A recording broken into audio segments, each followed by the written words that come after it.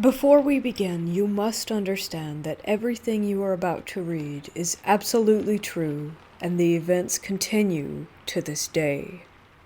It was last summer.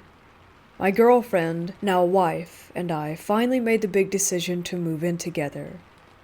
Cobblestone Square is a situation of apartment complexes surrounding a central park. After living in another apartment for 2 years, I learned that a bigger apartment was opening up on the other side of the complex. We needed more space because my wife had 2 children from a previous marriage. After a rushed inspection, we were happy to move in right at the start of June. The months passed by and the days grew shorter and colder. Autumn was drawing to a close, and with it, that's when the trouble began. In all the stories and movies, it starts out small. Things moving from place to place, lights being left on, etc., all chalked up to forgetfulness. This was true in our case, and we didn't think much of it. It only started to escalate with the children. Our apartment is set up with 2 bedrooms and bathrooms on opposite ends from each other. In our bedroom, we have our own private bathroom, and next to the kids' room is a small hallway leading to their own bathroom. We would give them baths in there and potty train, and almost as if flicking a switch, when the autumn months came, our youngest, a 2-year-old girl, would absolutely hate going in that bathroom. At the mere mention of bath time, she would go into hysterics, or on good days, she would sit in the tub, and in the process of bathing, she would look past myself or my wife and start screaming and crying. Oftentimes something would catch her eye in the mirror, and she would also start crying like mad. The most unsettling part would be that as soon as we took her out of the bathroom, she would stop and act as if nothing had happened. Our son, who was 4 at the time, would also run up to us and say that he would hear a voice saying, "Uppy," which was a common saying among the children when they wanted to be held. We asked if it was his sister, and he would profusely say that it wasn't, but he said it sounded like a kid. This happened a few times. With my wife being separated from her first husband and splitting custody, we would have the children come live with us every other week. On the weeks that the kids would go stay with their dad, the activity would seem to die down, but that didn't mean that it wouldn't happen at all. I asked my wife what she remembered from last year, and she recounted a time when we didn't have the children and she was cleaning the house. She noticed the kids' door was open. We usually keep it closed, but she thought maybe I had went into their room for something. She checked to see if I was inside, and seeing that I wasn't, she closed the door and didn't really think anything of it. It wasn't until a while later that she went to use the kids' bathroom and saw that the door was open again. She found me in our room and asked if I had opened it, and I said that I hadn't. With more incidents of lights being found on and doors opening, it all came to a head near the end of October when I was washing dishes in the kitchen. Above the sink, facing the living room, is a small window that allows someone in the kitchen to look out into the dining room and the living room, and additionally the back door, which is a sliding glass door. Important detail. After the kids had been put to bed and were asleep, my wife and I went about our normal duties and chores, trying to finish up before the next day started. As I was washing dishes, I looked up from the sink and saw in the glass of the sliding glass door the reflection of a large shadow in the hallway to the kids' bedroom. It quickly entered the bathroom, and I immediately walked over, turning on the light, and seeing nothing there. I went to my bedroom where my wife was vacuuming, and I asked her if she by chance went into the kids' bathroom for whatever reason. I wasn't surprised by her response when she said no, and I told her what I had seen. It was after this event, and subsequently Halloween, that all the activity seemed to stop. More months passed by again, and we jumped to 2020. August. As soon as the activity started again, I began to keep a journal of all the findings. That way there was a record. On August 10th, I went to the bathroom, the kids' bathroom, before going to bed, and heard a small child giggle. Both children were fast asleep. On August 11th, my wife was bathing our daughter, and for the first time in a year, our little girl started to shriek in fear until she was out of the bathroom. On August 13th, while getting ready for bed, our son knocked on our door. I'm always the one to answer, and he told me that he was afraid. He wouldn't elaborate on why, but when I laid him down in his bed, he begged for the closet to be closed. The closet has never been a problem, and a few nights after this we returned to it being opened and haven't experienced anything like it again. On August 15th, my wife and I had an argument, and I went out to the couch to sleep for the night. As I was tossing and turning, I heard a child's voice in the night say, "Uh-huh," as if answering a question. I didn't react, and forced myself to go back to sleep. Both myself and my wife have caught our son speaking to himself as well. My wife told me that once she heard him saying, "Ow, stop it, you're hurting me." And when she went to go check on him, he was in the hallway by the kids' bathroom, holding his arm. During the daytime, the kids were playing, and both me and my wife were doing our own thing. As I was sitting on the couch, our son runs behind the couch and stops, and then says, "And how would you do that?" out of the blue. I turn to him and ask him who he's talking to, and after a moment's hesitation, he says, "Nobody." I told him I heard him say something, and he then insisted that he didn't say anything. On one occasion, my wife was sleeping on the couch, and in the middle of the night heard a man's whisper say, "Don't get up," to which she promptly obeyed. It was the night after that I woke up from my sleep in bed to see a shadow shape standing over me with piercing red eyes. I felt as if it was going to hurt me. My wife and I have naturally begun our interest in the spiritual world. We began researching and looking for ways to go about this. We've purchased a Ouija board with no results, and from a medium, a supposedly haunted ring. If our apartment was going to be haunted, we wanted to know by who and with what intention. It seems as if our mail-order ghost has already made their home, as one morning our front door was unlocked and slightly ajar, with nothing stolen. Tonight, as I write this, my wife and I were watching TV on the couch and decided to call it an evening. But as we got to our bedroom, I noticed a low scratching sound coming from the record player. I opened it up and saw that the turntable was moving as the needle was off its holder, turning the record player on. I replaced the needle and tried knocking the player a few times to see if it could have been easily bumped or knocked off, but no. The only way to move that needle was to pick it up with your fingers and set it down. I was reminded of one other time that this happened, long before we bought any haunted items. I am thoroughly convinced that my apartment is haunted. People die in them way too often to think it's not a possibility, and if nobody died here, the cemetery across the road definitely doesn't bring me any comfort. I can say that two distinct entities can be somewhat accounted for, a small child ghost and something else. Or maybe something that wants to be viewed as a child, but let's think happy thoughts. We still live here to this day. Autumn is just beginning, and that's when things really seem to get interesting.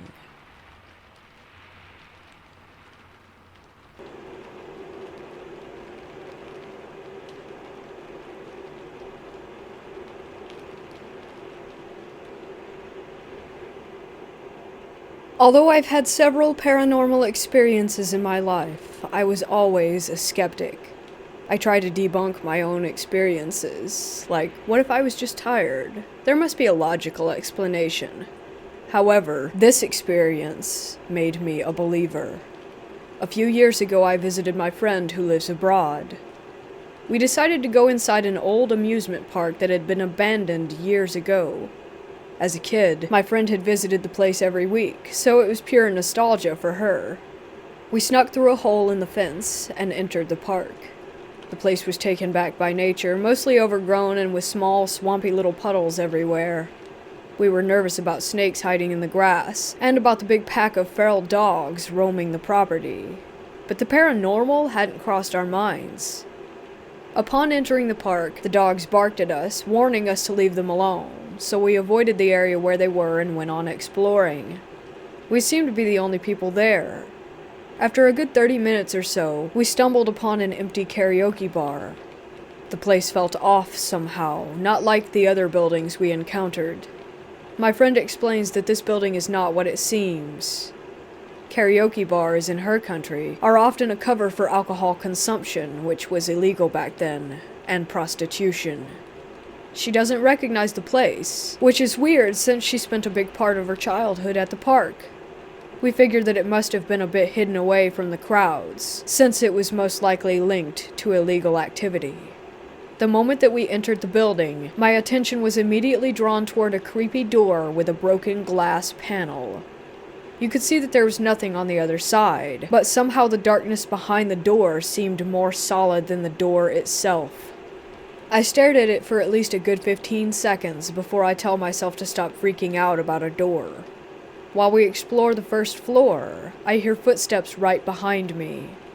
Thinking it was my friend, I turn around, ready to make a stupid joke about her creeping up on me, but she isn't there. I see her at the other end of the room, at least 8 meters away from me. I chalk it up to weird acoustics and don't tell her about it. Do you know that feeling you get when people are staring at you? That's how the second floor felt.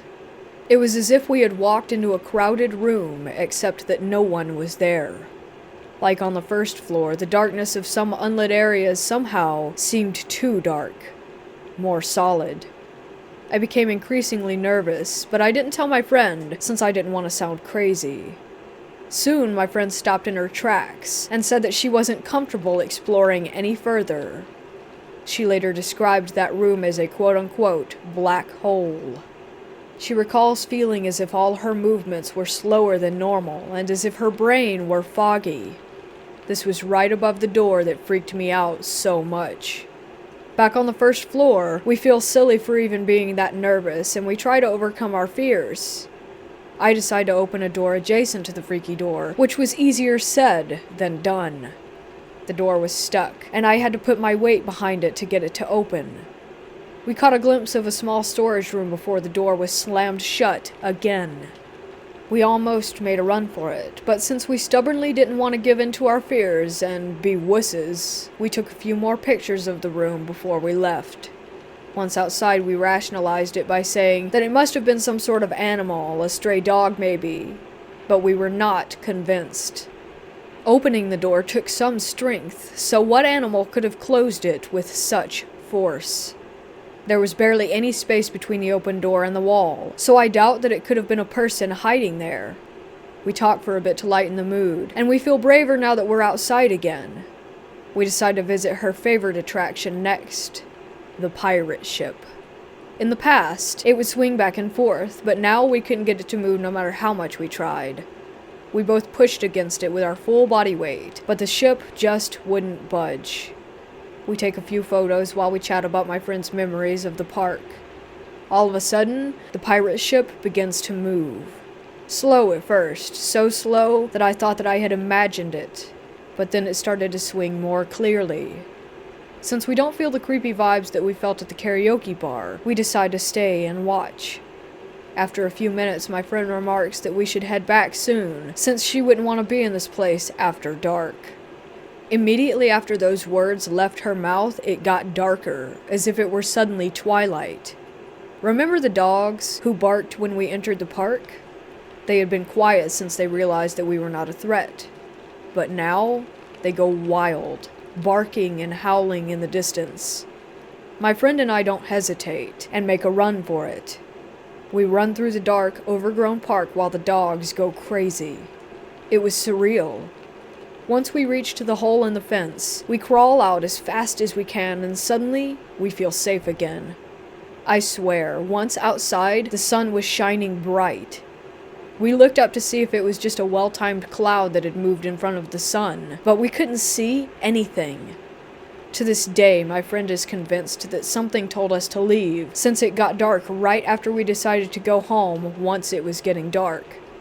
I don't believe in these kinds of theories, but feeling-wise, it genuinely felt as if we had went through some sort of gateway when we entered that area, as if it was its own little world. The contrast was just that big. Back home, we talked about our experiences. Apparently, we both felt uneasy in the karaoke bar long before we actually voiced those feelings. I told her about the creepy vibe I got from the door, and showed her a picture that I took of it when we first entered the building. She tells me she felt the same thing, and took a picture just before we left. Upon comparison, we realized that the door is cracked open a little bit in my photo, but in hers, it's half open. These photos were taken 5 minutes apart, and it seems very unlikely that someone snuck in to open it while we were on the second floor. The dog pack was in a different area of the park, and there was no wind that day. I don't have an explanation, but given our other experiences at the park, this creeped me out even more. Like I said, I have experienced strange things in the past, but nothing like this. In the hour that we spent at that park, I went from a skeptic to a believer. I would love to go back someday and see what happens.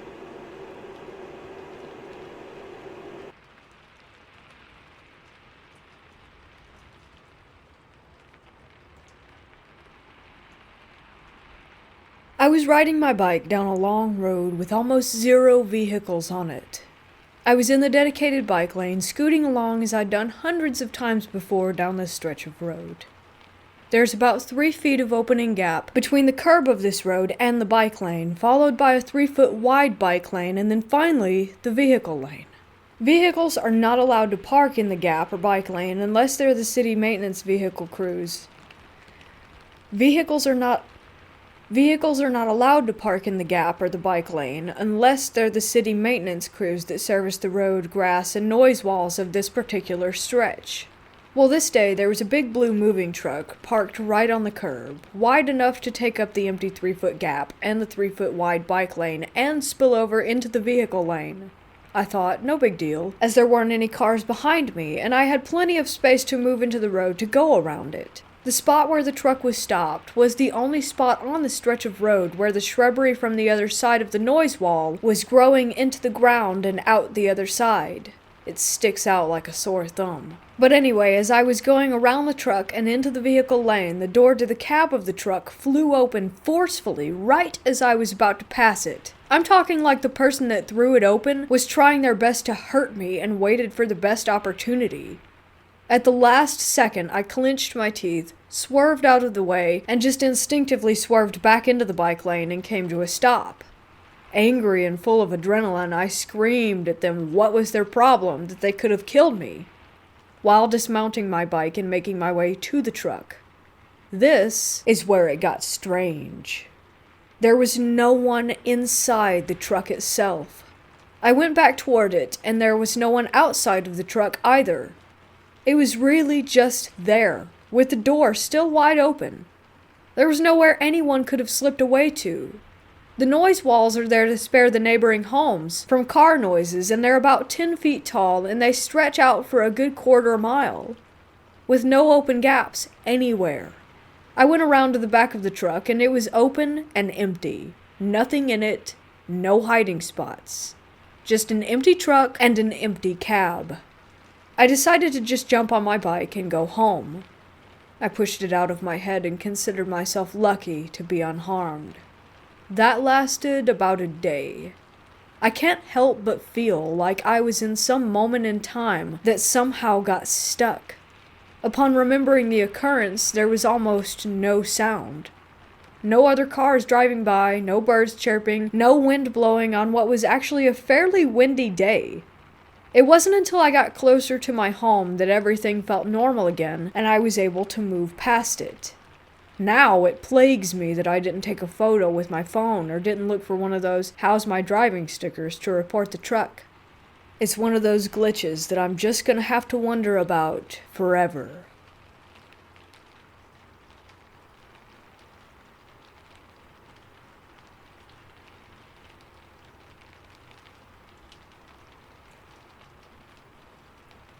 I work in a pharmacy that's located inside a nursing home, and I've been working there for the past 4 years.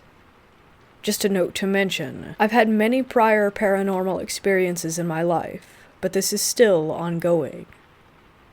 I've always felt a presence since the first week that I started, but it was never anything that made me feel threatened. Things didn't really start happening until last year, when I was talking to my coworkers about feeling a presence, and asking if that was something that they had experienced as well. The day after I had a conversation with my coworker, I was working a night shift. On our night shifts, there's only one technician and a pharmacist. I was sitting at the back counter on my computer when I thought that I had seen someone come through the door. We're usually not busy at night, but there is the odd time when one of the nurses will come down for a bag of chips or a pop. I got up from where I was seated and walked over to where our cash register was, and from there you can see the pop coolers and the chip racks. I couldn't see anyone, so I left and walked back and forth, looking down the aisles. Nobody was there. I asked my coworker if he had seen anyone come in, and he said no. But I was 99.9% sure that someone had walked through that door. I didn't think much of it.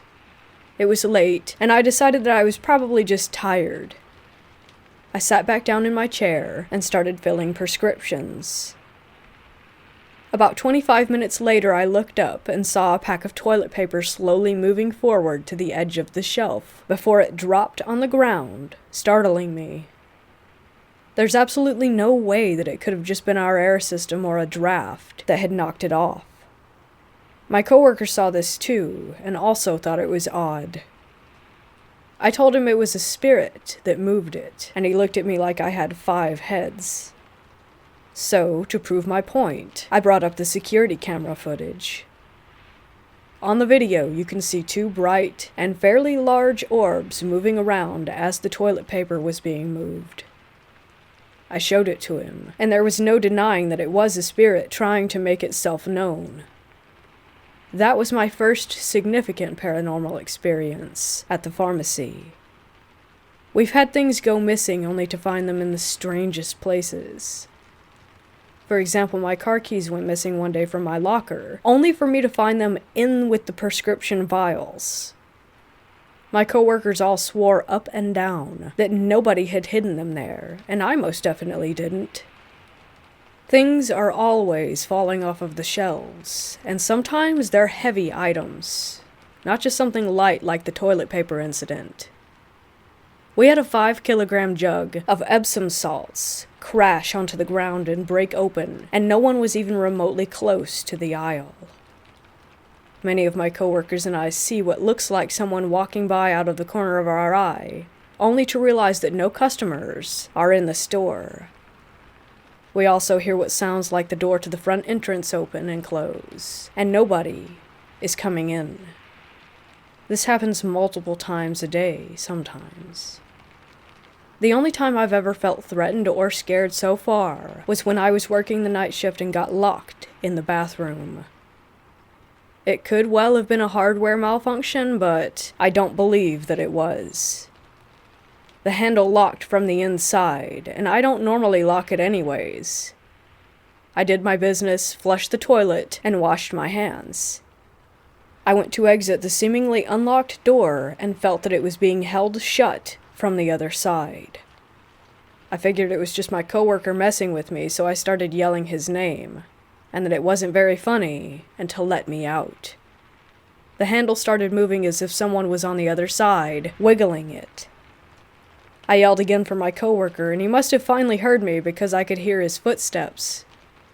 He asked what was wrong, and then pulled the door open with ease. He's now finally starting to believe that I wasn't crazy, and that this place actually has some paranormal activity going on.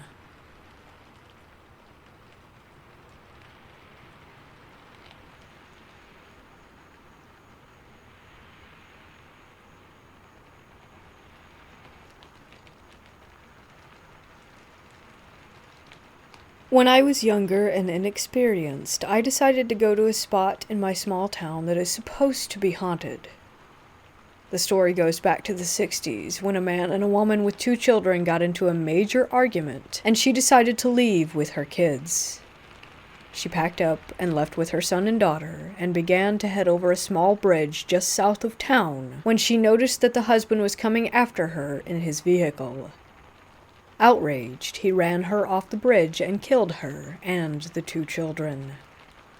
She now wanders the bed of what used to be a river, looking for her kids. So my buddy and I were investigating there, and we didn't hear anything, so we decided to go to the other side of the river. We were using EVP only at that time. The few hours we stayed there, we didn't pick up anything. We went home, transferred the sound to a computer, and plugged the computer into our television, and then we heard a few sounds. One was at a time in the investigation when my buddy had tripped over a stick poking out of the ground, and you could hear a little girl giggling. The second was when we decided to move to the other side of the river and announced to the ghosts present that we were moving, and we heard the most eerie, slow-speaking voice of the little girl that said, "Please don't leave me."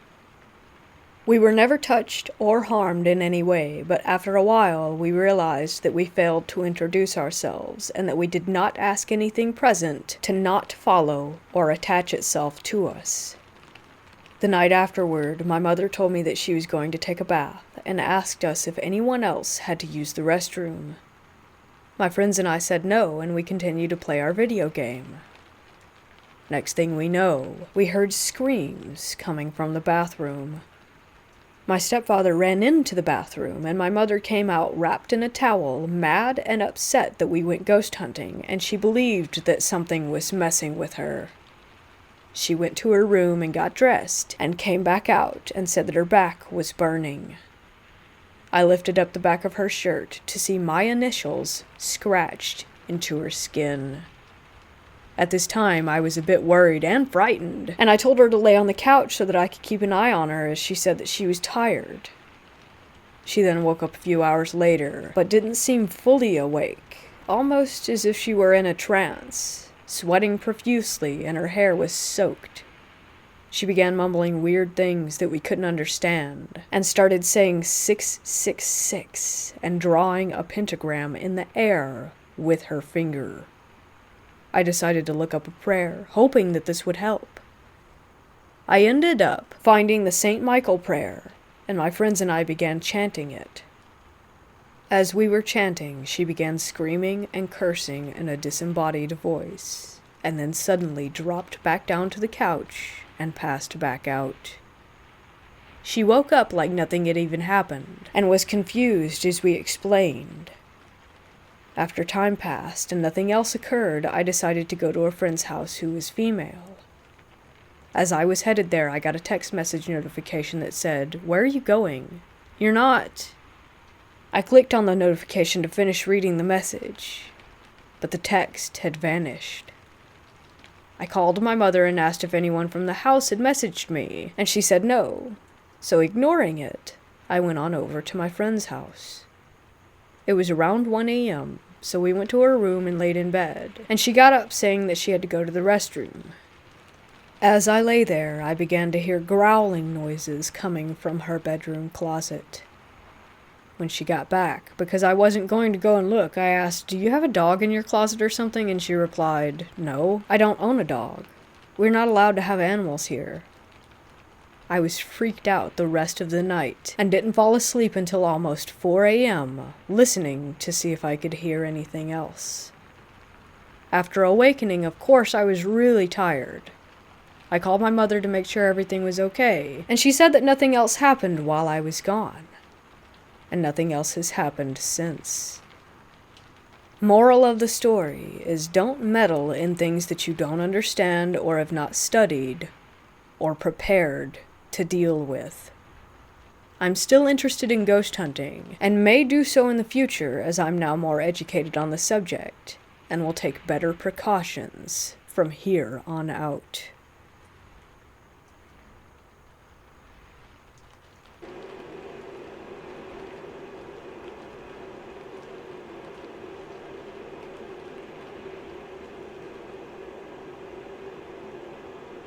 When I was 16 years old, I'm female by the way, my friends and I decided that it would be fun to go out to an old abandoned farmhouse that was rumored to be haunted. We didn't really believe in ghosts at the time, but were fascinated by the thrill of potentially experiencing something paranormal. So on a hot summer night in July, we decided to take 2 cars out to this abandoned place. There were 6 of us in total.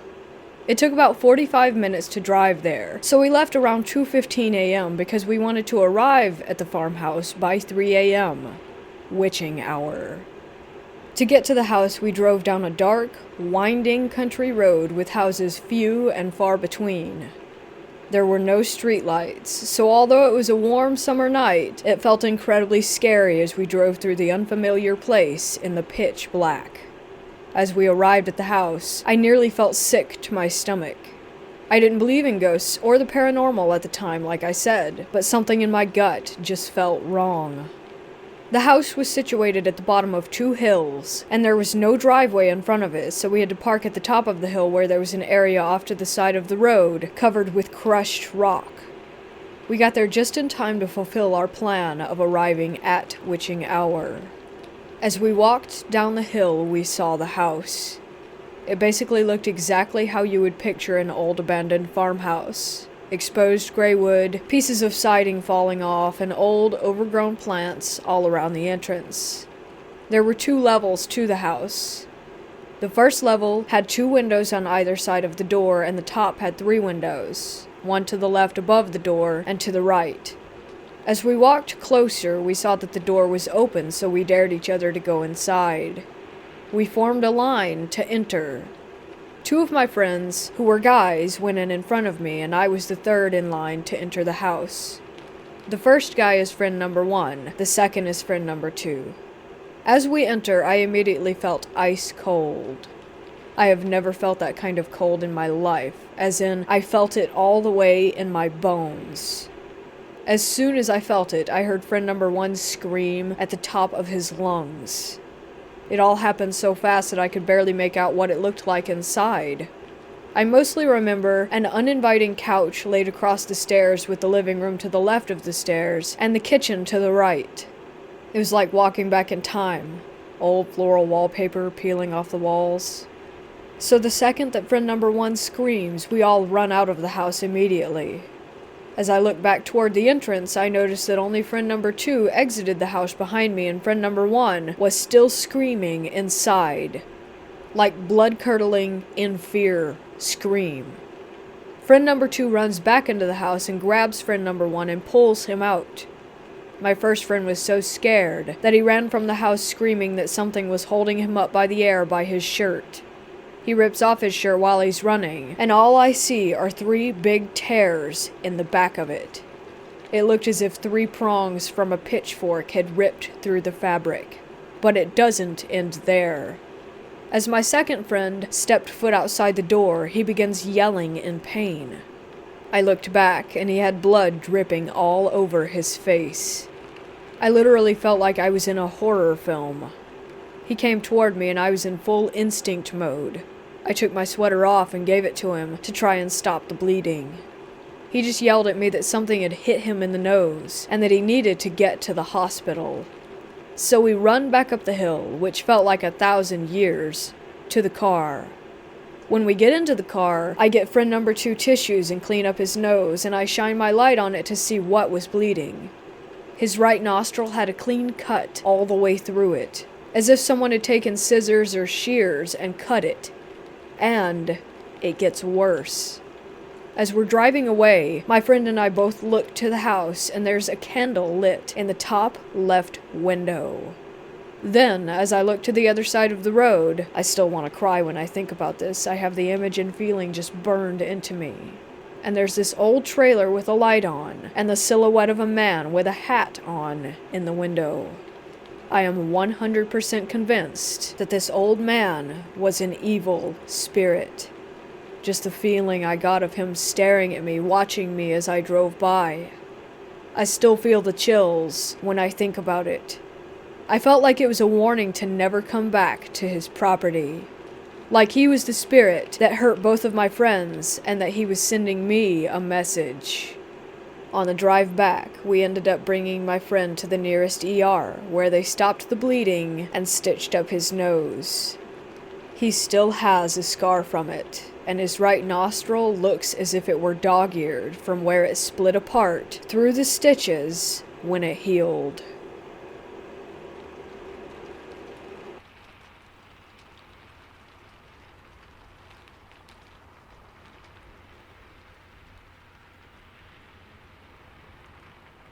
Rock Island is a state park located on Lake Michigan at the tip of Door County, Wisconsin. It's a difficult place to get to. You have to take a car ferry from Ellison Bay to Washington Island, drive across to Jackson Harbor, then take a pedestrian-only ferry from there to Rock Island.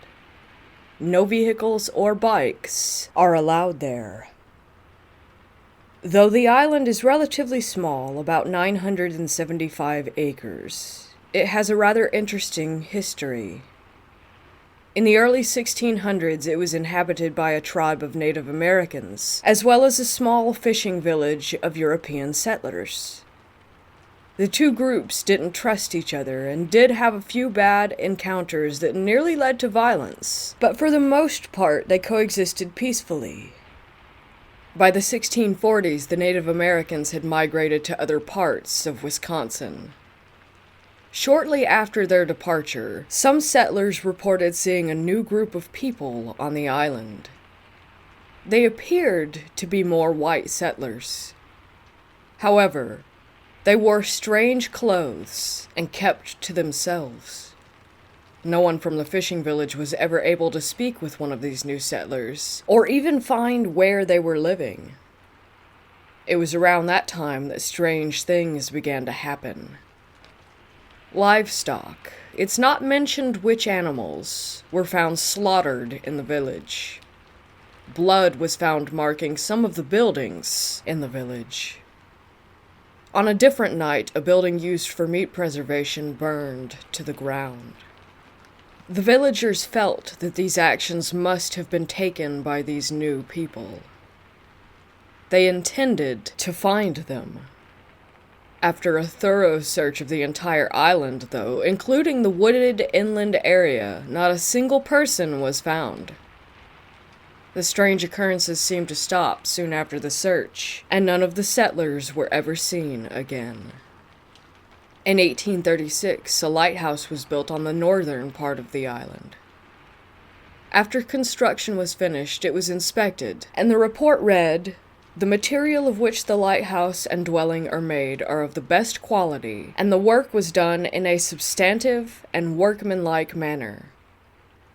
David E. Corbin was appointed the first keeper of the light on December 19, 1837. Only 3 years later, in 1840, despite the apparent quality of the construction of the lighthouse, Corbin began complaining of plaster falling from the building and that some sort of liquid would ooze through cracks, leaving the house constantly damp. Corbin was totally alone most of the time in the lighthouse. Some said that when visiting him he would stare at a certain wall, and sometimes spoke vaguely of the other visitors. In 1845, after 8 years of relative solitude at the lighthouse, an inspector visited the lighthouse keeper and determined that while Corbin was fulfilling his duties, he was behaving strangely. The official report says that the inspector ordered Corbin to take a 25-day leave of absence to find a new wife to live with him at the lighthouse. However, some think that the inspector was startled by Corbin's mental state after the years of isolation and thought it would be best that he spend some time away from the island. In 1852, Corbin reportedly fell ill and died that December in the lighthouse. He was buried in a small cemetery just south of the structure. The next lighthouse keeper also reported the surprisingly quick deterioration of the lighthouse. Some friends, having visited the new keeper at his dwelling, said that he would talk of seeing things in the house at night, but would not elaborate on what it was that he had seen. In 1858, after only 22 years of service, the original lighthouse was torn down, and a new one was built. From that point on, the lighthouse keepers were required to have an assistant keeper or family member stay with them. No odd events were further reported in the lighthouse logbook outside of strong storms and occasional shipwrecks, with the exception of January 20th, 1876. The keeper at the time, named Betts, reported that he saw two men attempting to row to the mainland from Washington Island. He wrote that a terrible storm came up shortly after their departure, and that they had never made it to their destination. Over 3 months later, on May 3rd, 1876, Betts wrote, "The two men who were lost last January have been seen several times. Once from Caney Lighthouse, and once from Jacksonport. The men were apparently frozen stiff and sitting upright in the boat among a mass of ice. At last account, they were still adrift. There is not much hope that they will be found and buried." By 1900, most of the island's inhabitants left for better fishing areas. In 1910, a successful business owner and investor named Chester Thorderson purchased all of the island, with the exception of the land occupied by the lighthouse. He used the island as a private summer retreat from his business in Chicago. Thorderson is responsible for the unique and mystifying buildings and structures that remain on the island today. On the south end of the island, he built a giant stone hall containing a boathouse on the lower level. A stone water tower was constructed on the east side of the island, and an imposing wooden gate was erected to the west. The Great Hall was used as a library to store Thorderson's immense book collection. He owned over 11,000 books, and it's rumored that his collection included some very rare volumes on the occult. Thorderson died of heart failure on January 6, 1945, and some have speculated that he actually saw something which scared him to death. The history I've provided here has been to give context for the experiences that I myself have had, directly or indirectly, on Rock Island. In August of 2021, I took my first and last trip there. After taking the 2 ferry rides, I arrived at around 2 p.m. I had booked the remote campsite E, which is a backpacking site that's a little over a mile from the dock. I took my time enjoying the scenery on the hike to the camp's location, taking a couple of breaks also due to the weight of my pack. I was definitely packed more than necessary for camping. I got to the site and set up my tent, got everything situated. I then began gathering sticks and driftwood from the beach to start a fire. On my third trip back from the beach, before I got back to my site, I heard a single, high-pitched, squealing sound coming from the forest. It wasn't close, but it was so unusual that I stopped in my tracks, waiting and listening to see if it would happen again. It didn't, so I continued my trek back. When I returned, I started working on getting the fire going.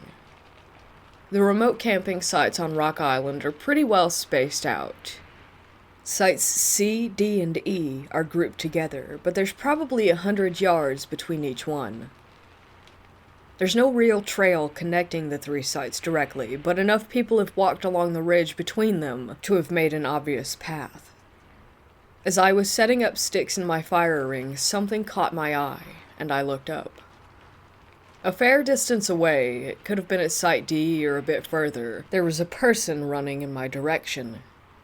My first thought was, well, that's odd, because like I said, it wasn't even really a trail that they were on. Then my mind went to, there must be something wrong, that this person must need my help. They got a little closer, and it looked like maybe it was a woman in loose gray clothes, maybe wearing a hoodie. It was still too far away for me to be able to make out any real details. I quickly rose from the crouching position that I was in, and just as I did, I heard that high-pitched noise again. It was behind me, and it was much closer this time. This startled me quite a bit, so I turned around to look behind me. I scanned the trees for a couple seconds, but didn't see or hear anything. I turned back around, thinking that the running person must be getting close, but now they were gone. Again, I stood there and scanned the trees. They were nowhere to be seen. I was so confused that I stood frozen there for a few moments. It was all very weird, but I was able to reason it out in my head that it must have been a fellow camper from Site C or D who had been running for the pit toilet located a couple hundred yards west of the sites. I tried to forget about it, but it was really bothering me. I did not like whatever that noise was, and I just felt really off about the entire thing. After some effort, I let it go and got my campfire going. I ate a quick meal and drank a few beers, then decided to go for a little walk. I hadn't been to Site C or D yet, so I thought that I would check them out, see if I did have some neighbors camping close by. Site D was empty. I did see the path that led from the site to the main trail and pit toilet, so that made me feel a little less uneasy. I figured it was maybe someone from Site C who took a wrong turn and wound up taking the long way around by going through Site D to get to the main trail. It didn't make a ton of sense, because I probably still should have seen them, but it still made me feel a little bit better. I continued on to Site C and saw that there was a tent set up. I really didn't want to bother anyone, but I thought I would go over with the excuse that I would introduce myself as their camping neighbor and see if anyone looked like they might have been the runner from before. I came up to the site and saw a couple sitting at a picnic table. Neither of them appeared to be the person that I had seen. We went through our social formalities, introducing ourselves to each other. They were probably in their mid-30s, both very nice and both very drunk, but quiet drunk. I didn't ask about the runner or the noises. I thought it might be weird. I wished them a good night and walked back to my tent. When I got there, I smoked a cigar and had a few more drinks. It was getting dark. It started out as a perfect night. The sky was clear, and I just hung out looking up at the millions of stars hovering above. I felt calmer about everything and decided to get some sleep. It had been a long day, so I passed out almost instantly.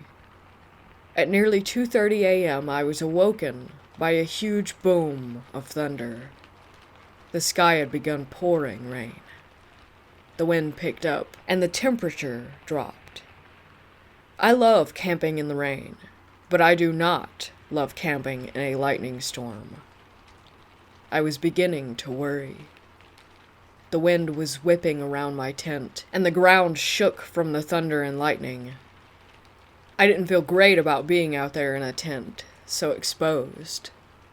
The storm only lasted for another hour, though, before it turned into a light, steady drizzle, and I was beginning to doze off. Just as I was nearly asleep, though, I heard the squealing noise, yet again.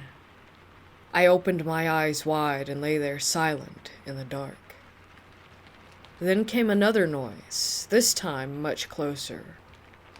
I knew there were no really dangerous animals on Rock Island. There are deer, porcupine, but nothing like bear or wolves. Still, knowing that didn't do anything to reassure me. There was just something about that sound that made me incredibly uneasy, even paranoid. I keep calling it a squeal as well because that's the best description that I have for it. It sounded to me like a pig squeal.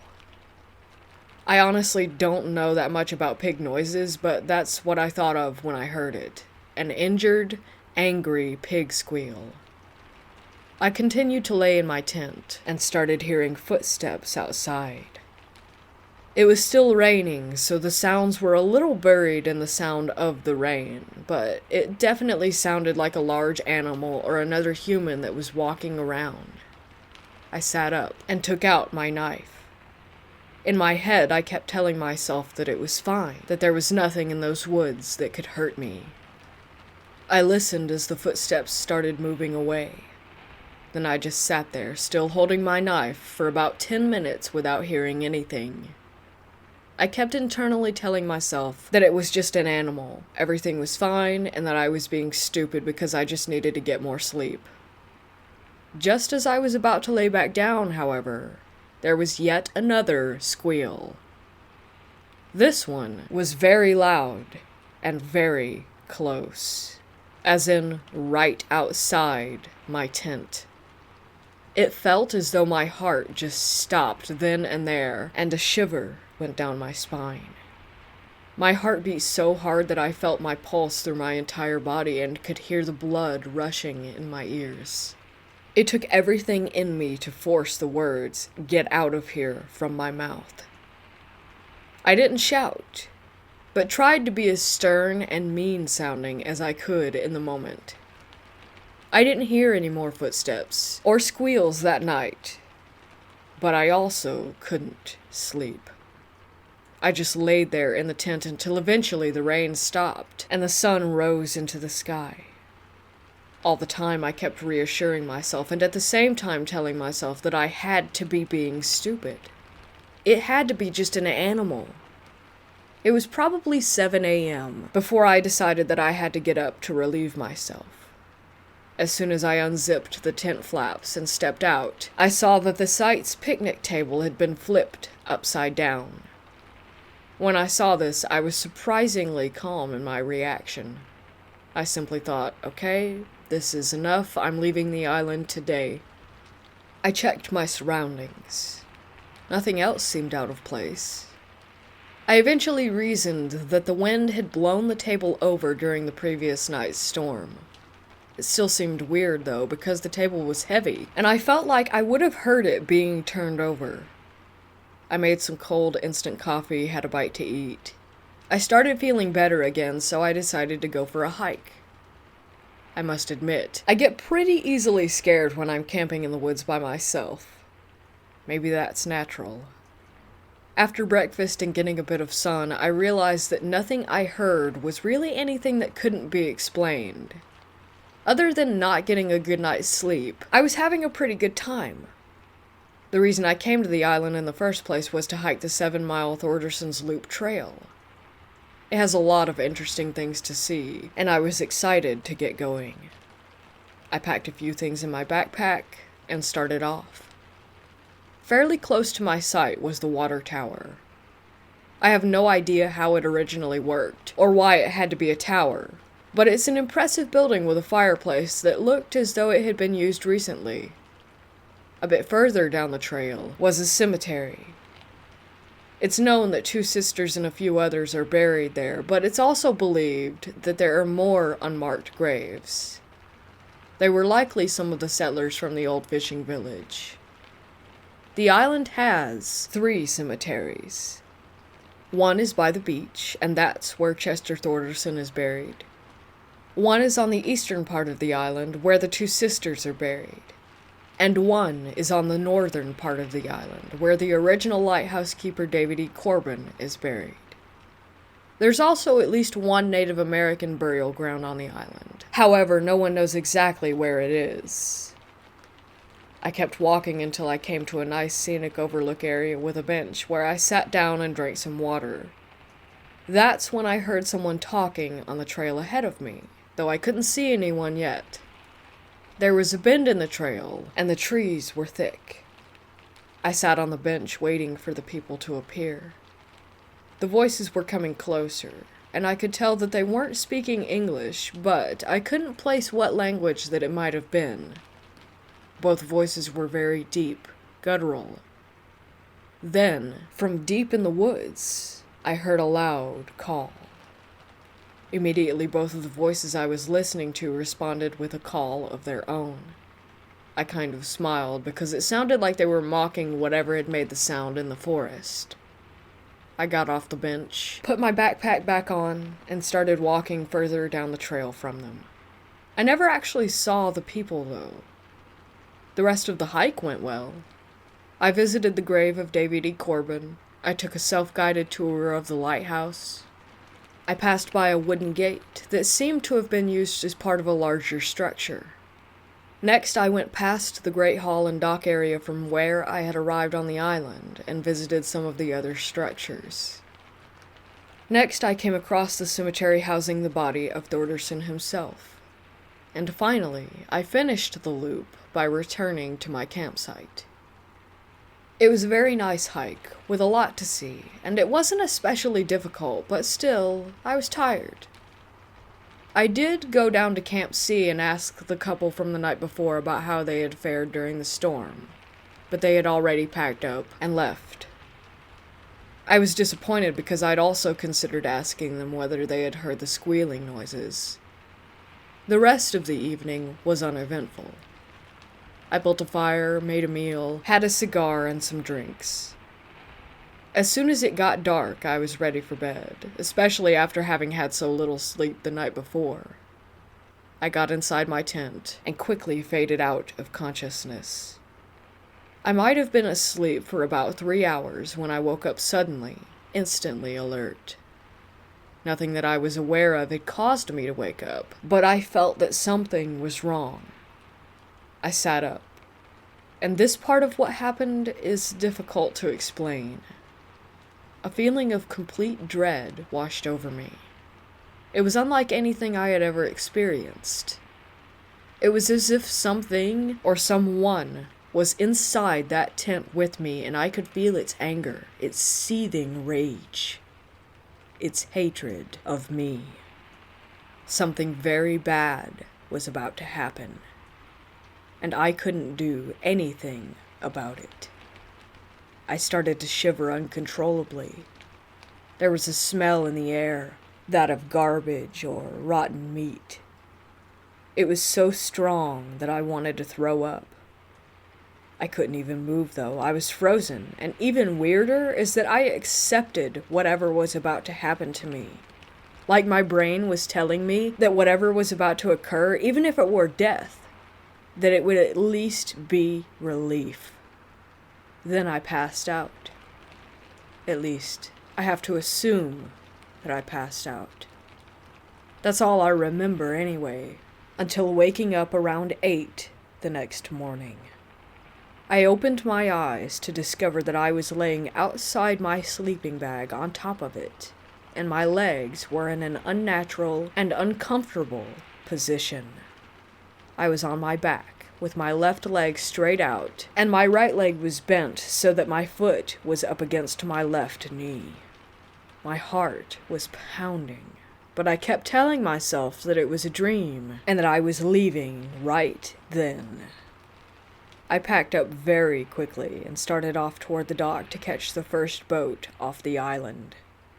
Since it wouldn't be arriving until 10:30, I had a little time to kill around the Great Hall and dock area. I wanted to get away from that place badly, but I did feel a smidge better just being out of the woods where I could see other people.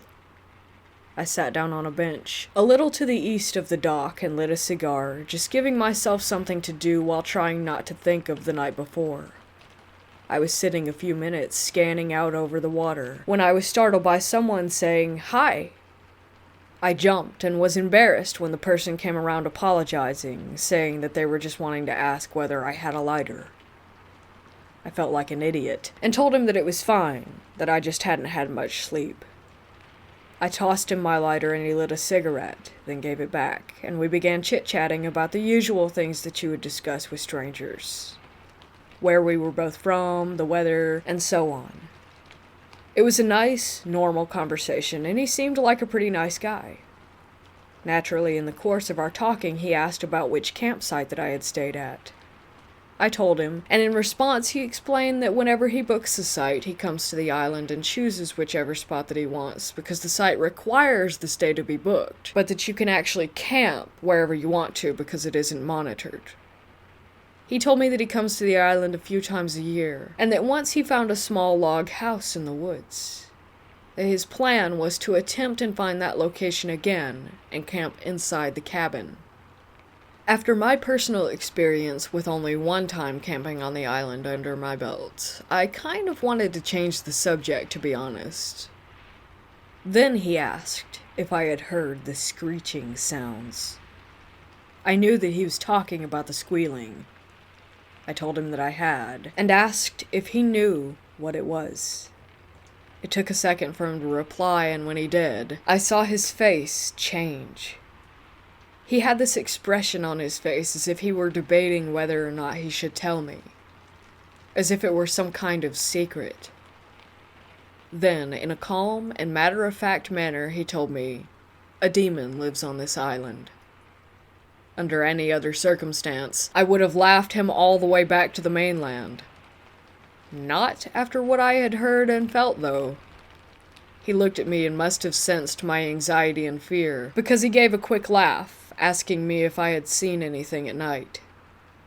I told him that I hadn't, and he stared at me like he was trying to solve a puzzle.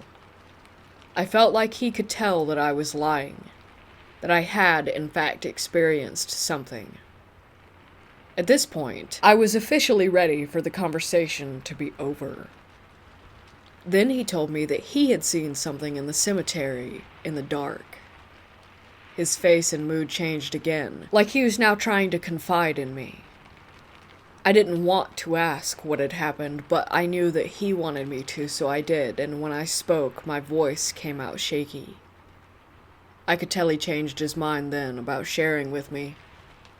He actually looked at me with empathy instead, and told me that it was hard for him to explain. That if I was afraid of the screeching noises, though, that I probably shouldn't go near the cemeteries. I didn't respond right away, and then he said these 4 words completely without context or explanation. "Keepers of the flame." I looked down at my cigar, ashed it, and put it out, and told him that I was going to wait by the dock for the ferry. He nodded, and I started walking away. After a few steps, he called out to me, and I turned to look at him. "Don't come back here," he said. I turned back, continuing to walk away from him. I don't know if his words were a friendly suggestion or a warning, but I took them to heart. I am definitely not going back to Rock Island. When I got home, I looked up Keepers of the Flame as it pertained to Rock Island.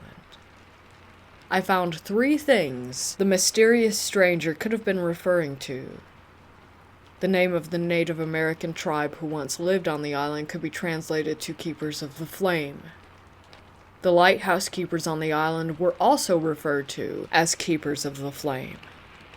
And then, there was a 19th century cult said to visit the island from time to time, who called themselves the Keepers of the Flame. I know hundreds of people visit Rock Island every year and have a great time camping, hiking the trails, and exploring the buildings. I can only say that in my humble opinion, if you've never paid the island a visit, stay away.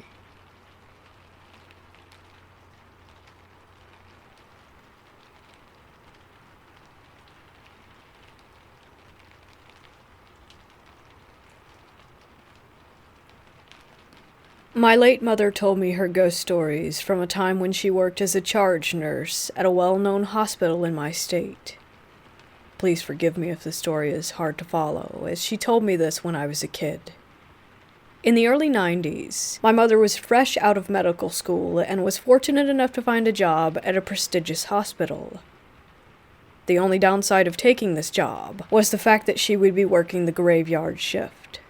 A typical hospital night shift is 11 p.m. to 7 a.m. A couple of months into the job, she found out that one of her good friends from medical school had gotten a job at the same hospital as her. Unfortunately for my mother, her friend had gotten a day shift. On this particular day, my mother's friend ran into some car trouble and couldn't get a ride home. My mom, being the helpful person that she was, told her friend that she could pick her up and take her home before her shift started. My mom picked her friend up and took her home. Her friend was thankful for my mother and insisted that she stay and eat some dinner. My mother couldn't turn down the offer as she had rushed out of the house to go and pick up her friend in the first place. My mom and her friend sat at the dining room table eating dinner. In front of the table in the family room was a large fish tank. looking at the tank, my mother noticed that all of the fish were pressed up against one side of it. She wasn't really bothered by this, but asked her friend, "Did you forget to feed your fish today?" "Why?" "All your fish are out and pressed against one side of the tank." My mother's friend looked at the tank and laughed. "Maybe it's my uncle. The fish would do that when he would look through one end of the glass." "I thought you mentioned to me that your uncle had passed away when you were in medical school?" "Yeah, sometimes I think he's just standing there looking at the fish, or maybe I'm losing it." They both laughed it off and finished dinner. My mother thanked her friend for dinner and left to make it to work on time. My mother was less than a mile away from work when she saw blue lights in her rearview mirror. She thought to herself, was I speeding? Did I forget to signal? Did I accidentally run a stop sign? All of this ran through her mind as she pulled over. The police officer came out to the car and up to the driver's side window. He shined the flashlight in my mother's eyes and asked for her license and registration. And then, the usual, "Do you know why I pulled you over tonight?" "No, sir." "Well, the person in the passenger seat is jumping around and clearly isn't wearing a seatbelt." "How can that be?" My mom confusingly looked over to the passenger seat, and of course, the seat was empty. The officer shined his flashlight into the car and froze. My mom turned to look at the officer, who was visibly shaken and pale. After a few seconds, the officer began to mutter, No, not today," and slowly paced back to his car. In a flash, the officer took off. Must be Uncle, she thought. My mom arrived at work and started with her normal routine. The night shift didn't faze her until around 12 a.m.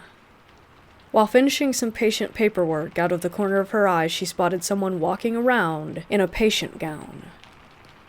Concerned, she nudged one of her coworkers to check on the patient who was wandering around in the hall. He got up, looked down the hall, and immediately turned around back towards my mother.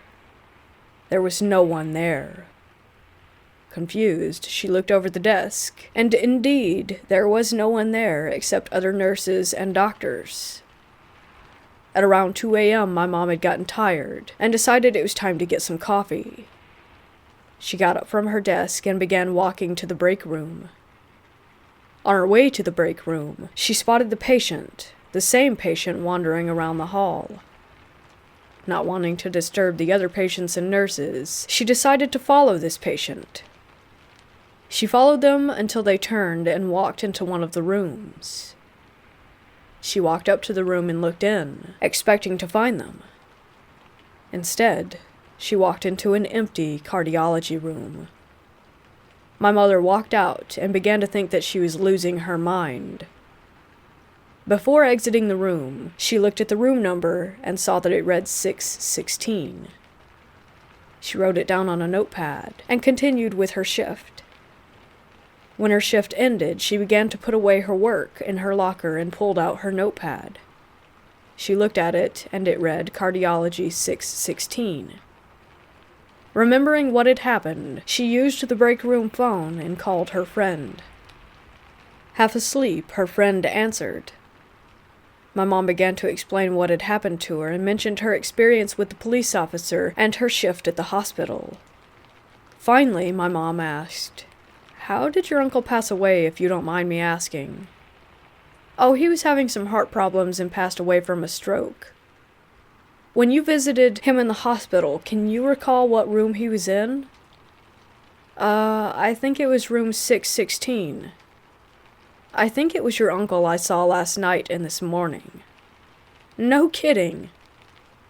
My mom always told me that story, and she truly believed that she had seen her friend's uncle's ghost. Though the ghost said nothing to my mother, she could only ponder the reason why.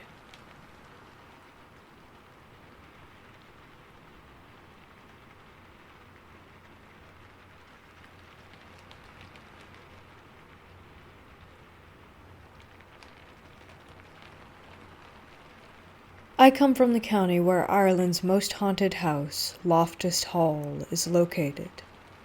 If you want to know the history of Loftus Hall and the original story to it, I'm sure you can find it on Google. People that have visited all have their own stories of experiences at the house, and I'm going to share with you some of my experiences that I've had over the years. I lived about a 30 minutes drive away from it, so it was a destination that we visited a lot. I remember the first time I visited the grounds of the house. I was maybe 5 or 6 years old and was visiting it with my uncle. As we drove up the long lane leading the way to the house, I remember looking at all of the windows and getting a shiver as we approached. We parked and got out of the car. I stood and stared at the house. We walked around the grounds and around to the side of it where, at the time, there were apple trees. We picked some of them, as they were red and juicy, and put them in a bag to bring them home with us. When we got home and got the apples out of the bag, every single one had a rotten part on one side. I mean, a big, green, soft, gooey lump on all of them. Another time, when I was around 14, I had went to Loftus Hall with my friend and his mom. There's a nearby lighthouse that's open for people to visit, and we went there first. When we got to the house, there were a few people around, and a young American family there. A mom, dad, and 2 girls, aged around 5 and 9-ish. The 2 girls were running around and playing on the grounds when they ran to their parents laughing, and the 9-year-old said, Mommy, Ann wants to show us something. Can we go to her room?" Now this may seem like normal child behavior, but Ann is the name of the girl in the original haunting story of Loftus Hall. I must also mention that the actual house was not open for guests to go in and out of as they pleased. Not at that time. When I was 16, that was my first time going into the house. We booked a tour on Halloween night. There were some ghost hunters who do an overnight stay every year, and a certain amount of guests can stay there with them for the night. We arrived and went in. We set up our sleeping bags while the ghost hunter crew set up their equipment. We took the tour of the house at night with a tour guide and in groups of 5. We went to each room with the guide giving the story behind it.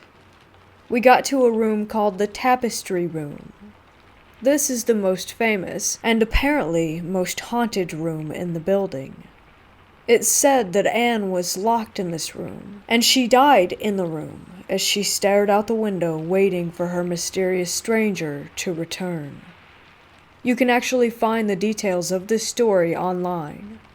She was locked in there, and sat with her knees to her chin, and when she died, her body could not be straightened. Anyway, we entered this room, and it was freezing. One of the guests in our group, now I don't know if they were paid actors or not, but one of the guests in our group collapsed and went into a fit, arms and legs flailing everywhere. An ambulance was called, and he was sent to the hospital. Apparently, it happens often that people collapse and have seizures once they enter that room. The house is situated on a cliff, and the sea is in the background. About 4 years ago, we went for a drive down there on a foggy evening, and we were looking out to the sea. As we did, we saw the outline of a ship. It looked like something out of the Pirates of the Caribbean, but it floated through the fog and vanished. There have been hundreds of encounters regarding this house that are recorded. Everyone has their own experiences from visiting, everything from feeling queasy in certain parts of the house, to seeing ghosts in the windows, to meeting people while on tours that nobody else who was on the same tour remembers. There's also a hole in the ceiling that goes through the roof, and this is where the devil flew through to escape from the house. Over the centuries, this hole has been repaired multiple times, but each time it is repaired, it will only last for a few days and then reopens again in the same place.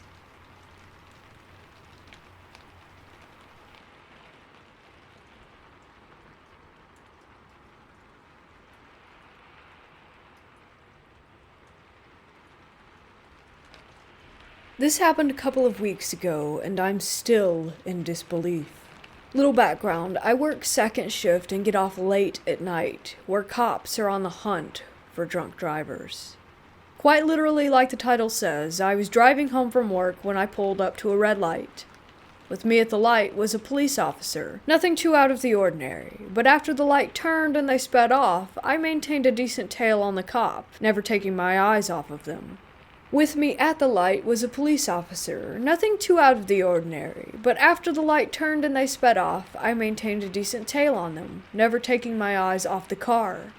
I cannot stress the fact that that isn't an over-exaggeration, because I for sure did not stop looking at the cop car. Eventually I caught up to the car and boom, it was just a normal car. I never saw another car join us on the road. Nobody passed me, and nobody left the road. The cop car didn't turn off, and I didn't lose sight of the car.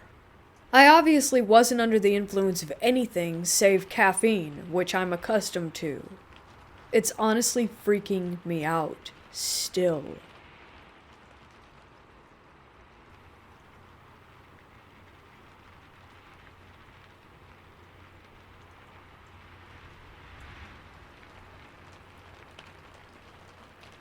I work in a hospital that's run by the Sisters of a Catholic convent.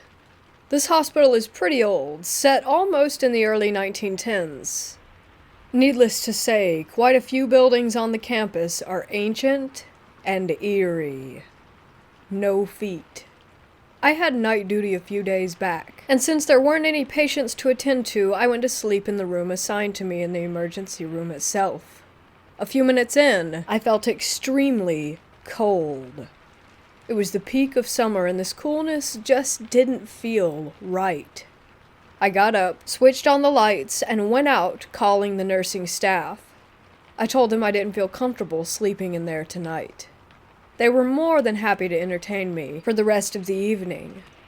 One of the staff is a dear friend, and she asked if I wanted to hear a ghost story. I jumped in because now we were a crowd, and there was no reason to be afraid. She told me about this incident in the baby ward. It was the middle of the night. A mother walked up to the nurse's station requesting for a bowl to feed her child. One of the nurses noted down the details, mother's and baby's name, and handed over the bowl.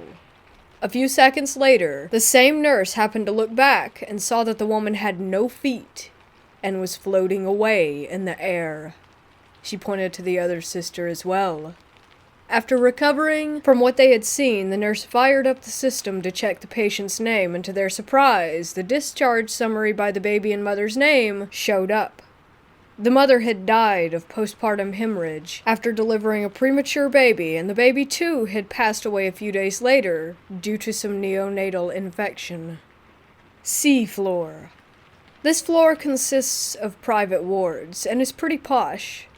There's a call switch for each word which the patient rings in case they need something, and the bell sounds in the nurse's station. One of my usual nightly duties, I was typing a discharge summary when the bell to Ward 7 rang. The nurses were on break and seemed to not hear it. My senior asked me to go check on it in case it was our patient. I got up and walked through the dark corridor in search of room 7, which was at the end of the hallway. The lights were off, and it seemed like whoever was inside was sleeping. I knocked, but nobody responded. A strange sense of fear crept through me. I ran. I reached the nurse's station. My senior looked up to see me breathing heavily. He asked if I was all right. I told him that the room was dark, and that no one opened the door when I knocked. The nurses walked in at the same time and told me that there was no one admitted in Ward 7 and that the bell often rang like that. They wouldn't react unless someone was admitted. SICU bed number 1. The curious case about this bed is that no matter who ends up on it, eventually dies, no matter how young or healthy that the patient is. The incidents have been pretty unnatural over the past few months, and there's no scientific explanation. Just a few days back, a 22-year-old boy was admitted for gallbladder surgery, was shifted to SICU after surgery, and a few hours after shifting, he developed breathlessness and died before intubation. Doctors usually do not like their patients to be assigned to this bed. Even if the SICU is full, as soon as a bed vacates, a patient from number 1 immediately gets assigned a number 2 bed. There's no backstory about this. At least, not that I'm aware of.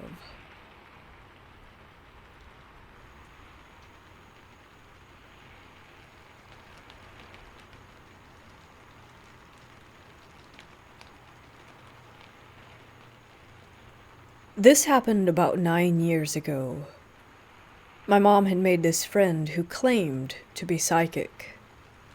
I've never really believed that she was, but that's a completely different story to tell. Anyway, she said that she enjoyed going ghost hunting. Mind you, this is when Ghost Hunters was a pretty popular show, and my mom, sisters, and I decided that it would be fun. We didn't have the special equipment that they had, but we did have a video camera and a voice recorder. We were good to go.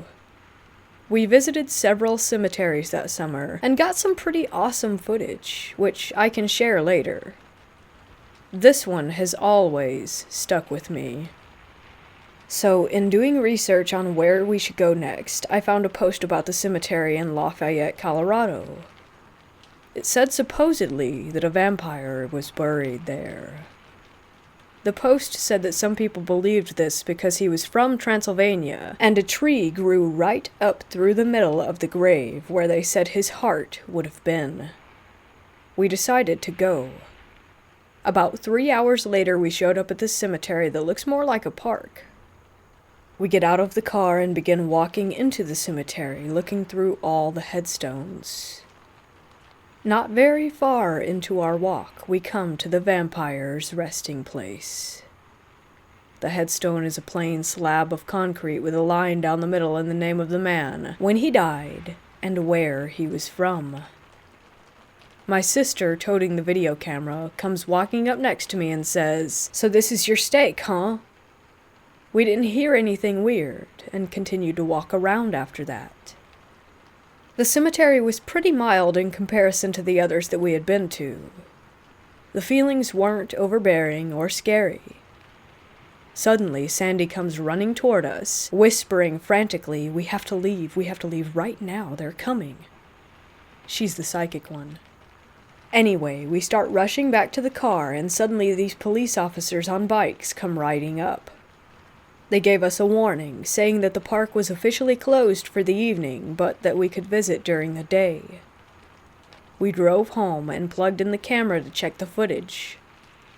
We got to the part where Elizabeth had asked, "So this is your stake, huh?"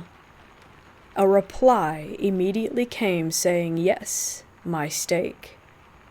We went back several times to make sure that we weren't imagining it, but every single one of us heard those words. Skip forward a few years. I was taking my mom to the dentist, and when we got there in the waiting room, there was a book of the most haunted places in Colorado. Well, of course it piqued my interest. During her visit, I scanned the book, and about halfway through, I came to the page about the Lafayette vampire. The crew who investigated his grave had asked a similar question to Elizabeth's, and the response that they got, wait for it, "Yes, my stake." I started laughing. We were so sure that we had imagined it because we had wanted to hear it. But there's no imagining two separate groups of people who got the same exact response. If you ever get to Lafayette, Colorado, check it out. The cemetery isn't a scary or overly creepy one, but the response that you get from the vampire is real. The man or men in the grave weren't actually vampires. They were mine workers. And if I remember correctly, they died of the 1918 Spanish flu. They were poor and didn't have the money to send their bodies back to their homes for burial, so they are buried here. I hope you enjoy this one as much as I have for the last several years. It's definitely one moment or two that I will never forget.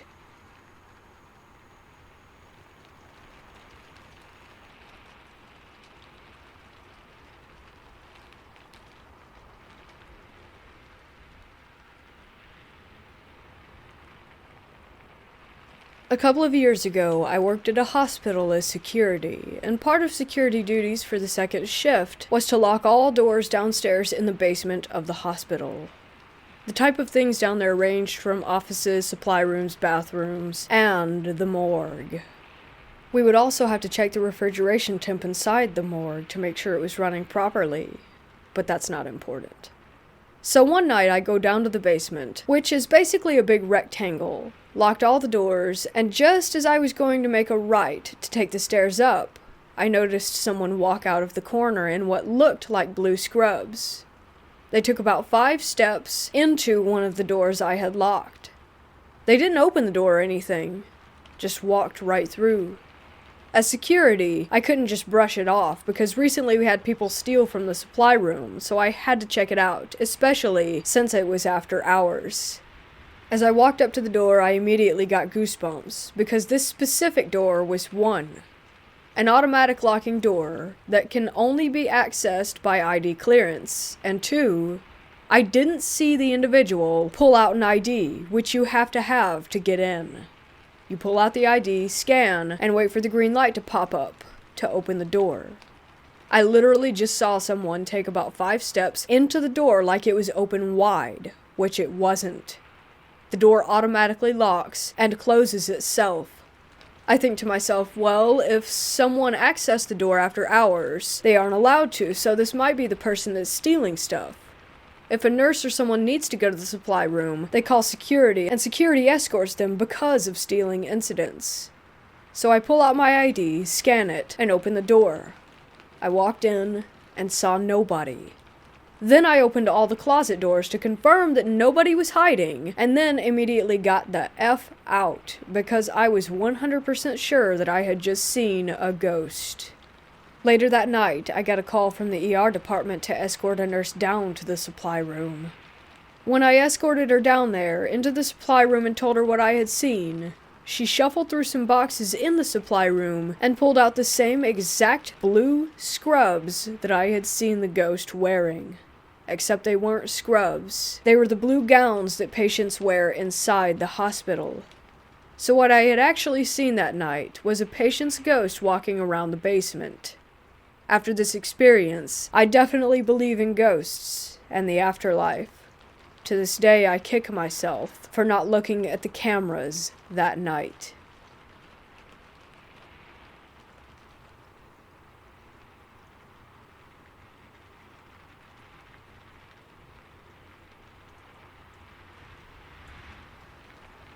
About a month ago, I started a new job doing security at a local community college. Being the new guy, I was pretty much shafted with the night shift right off the bat. Normally, I work from 10 p.m. to 6 a.m. on weekdays, and 6 p.m. to 6 a.m. on the weekends. It's a nice job, good pay, plenty of overtime. The campus doesn't have dorms, and I'm the only one here at night. It gets lonely and very quiet. Watching the security cameras is monotonous, and patrolling the empty dark halls can only be done for so long before boredom really starts to set in. When I first started, I had the expectation that I would be given the worst shift at the worst times, and I was right. I was put on the night schedule before I even got to see the place, really. It used to be an old Catholic academy for girls until the late 60s. It isn't particularly secluded, but more suburban. It sits up on a hill overlooking a highway. It has 5 floors in the new part of the building, 4 floors in the old convent and chapel wings. It was first opened in the 1890s by a religious order of nuns, particularly for young ladies who also wanted to be nuns. It grew out of that until eventually attendance dwindled, and it was sold to the state, who in turn converted it into a community college after almost a decade of disrepair. I'm not someone who dabbles in the occult or knows a lot about the supernatural. I mind my own business and try to do my job. But recently, this place has got me in rare form. I don't scare easily now. But just in the short time that I have worked here, I've started to think that something is up. The security cameras are typical CCTV cameras. No audio recordings. but in the monitor, I'll hear a crackling like static. There's no way to enable or disable audio on the monitor. It comes and goes. I'll hear footsteps like leather soles clopping down the hallways through the security monitor. When I go on patrols in the convent wing, the lockers that are typically reserved for the cleaning crew and faculty staff will be unlocked and wide open. I've seen them open on the cameras, but only my supervisor can play back the footage. Doors that I know I locked during my first patrol will then be unlocked and open on the third patrol. The motion sensors will detect something and turn on when I'm not even on that floor, and when I am, sometimes they don't even react to when I move down the hall. And when I go to what is now the library, it used to be the chapel, I can hear piano music coming from the hall where I had just came from. I don't really drink anymore. I don't do any drugs, prescribed or not. There's no history of mental illness, and this isn't just a one-time thing. I'm not sure how to tell my supervisor about it without sounding mad or cowardly. I don't even know if I'm posting this in the right area. Only 4 more hours left in my shift, anyway.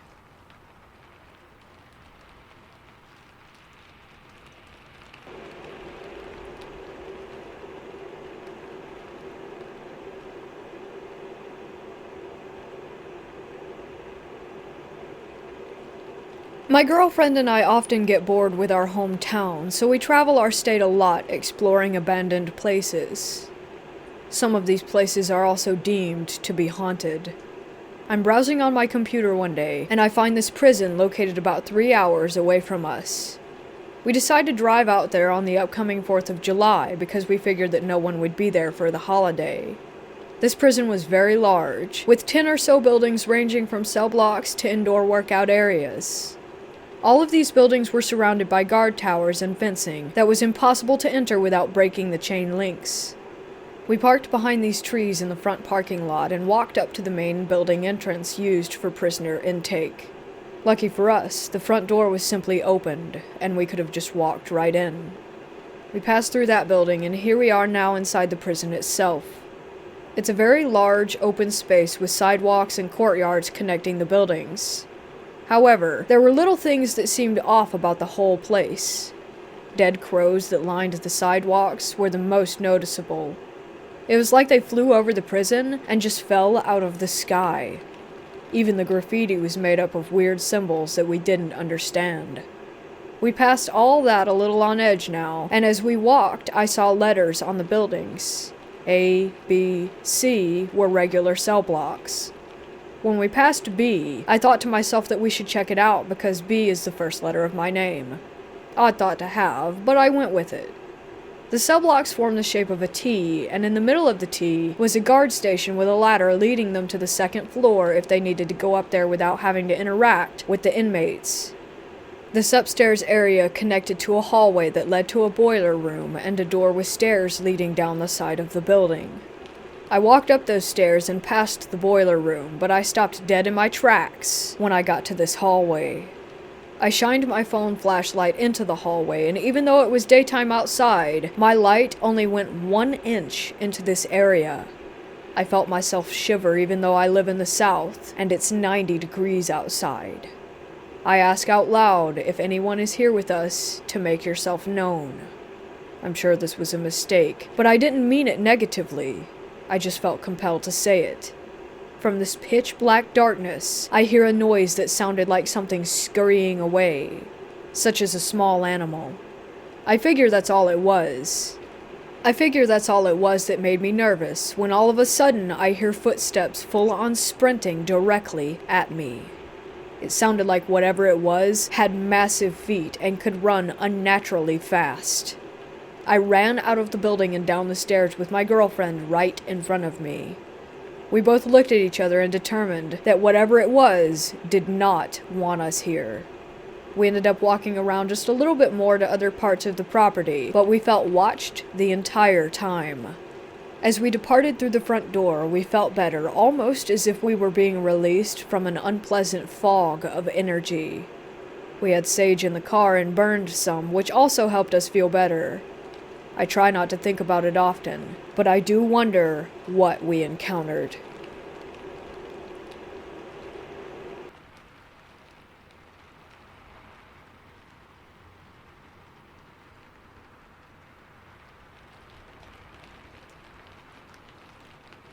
I want to start this off by saying that I only talk about this because it's part of my healing process and helps me to deal with the trauma of losing my infant son. In 2007, I was 9 months pregnant with my last child. I had had preeclampsia with previous pregnancies and a placenta abruption with a pregnancy 7 years prior, so I was being monitored very closely. Not as closely as I should have been, but that's another story for another time. The evening of December 12th, I became ill. I felt dreadful and looked at my abdomen and thought that it looked rigid and strange. Instantly, I knew that I was dying. I can't explain it, but simultaneously I heard a whisper in my left ear, a soft, gentle whisper that said, "The baby has died." I instantly thought I was losing my mind and yelled at my son to call 911. We were in the middle of a winter storm, so our phones were dead. I finally got a neighbor to call my husband, who took me to the maternity ward of a large hospital. One of the most experienced nurses happened to be on duty, thank goodness, because I coded when I got to the floor. I'd had a 3rd-degree abruption. 4th degree is death. I spent 2 weeks in the hospital and had to go on dialysis for a while. My ammonia levels were high, so for quite a bit I thought that I had given birth. I did get to hold him. He was beautiful, with dark curls. When I got to the medical surgery floor, I was coherent and trying to come to grips about why this had happened to me. One night, I had awoken to voices. I thought it was my family in my room. My eyes were closed, but I was awake and heard what sounded like 20 people talking to me. I was lying there, trying to understand what they were saying about me, but all the people were talking so fast and in a hushed tone. I opened my eyes to find no one there. Not one soul. What scared me was that as I opened my eyes, one person said, "Shh." A second person said, "Shh." Then there was a collective, "Shh." I was terrified, in a dark room with the door shut, and I had a hard time moving around because of my emergency C-section incision. I started calling for my husband. He didn't answer. He would often sleep on the floor, beside my bed on a pull-out sofa chair. Suddenly, a small olive-toned girl of 6 or 7 appeared beside my bed. She had 2 curly ponytails, and was dressed in 1970s type clothing. I could not see her eyes, just dark shadows. She pointed to the other side of my bed and said, "He's over there." My husband had been on the left side of my hospital bed and was asleep.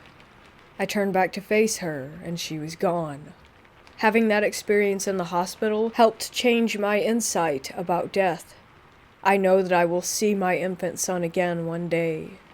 I also think that the people's voices I heard may have been people that had passed away at that hospital, as well as the little girl. I felt no threat at all, but was frightened because this was so unexpected.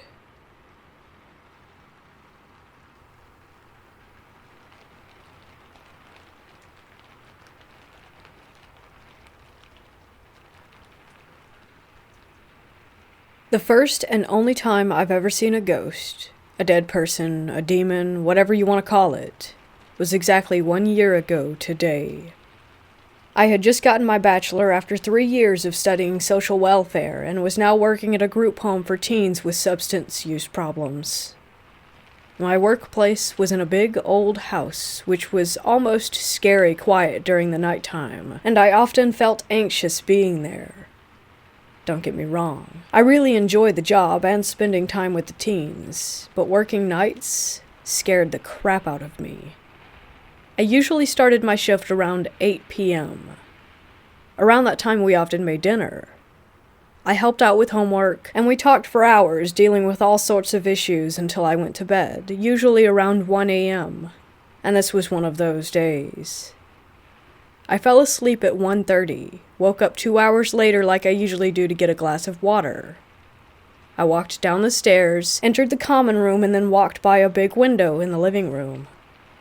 I looked up at the gray, cloudy sky when I saw death hanging in a tree.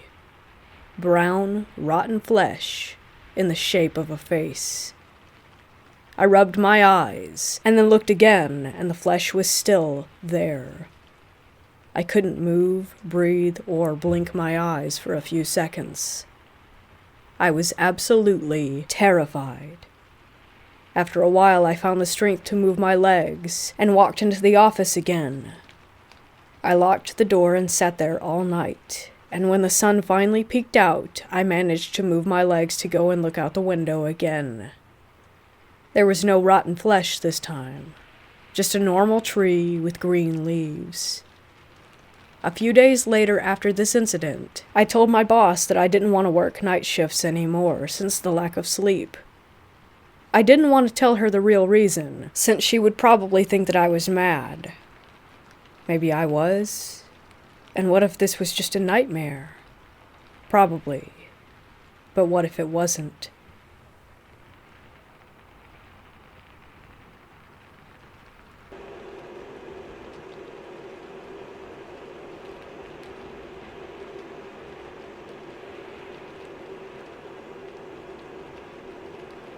This story took place in the mid-2000s in Malaysia, when the Nokia 3310 was still a thing and teenage idiocracy was the ruling personality.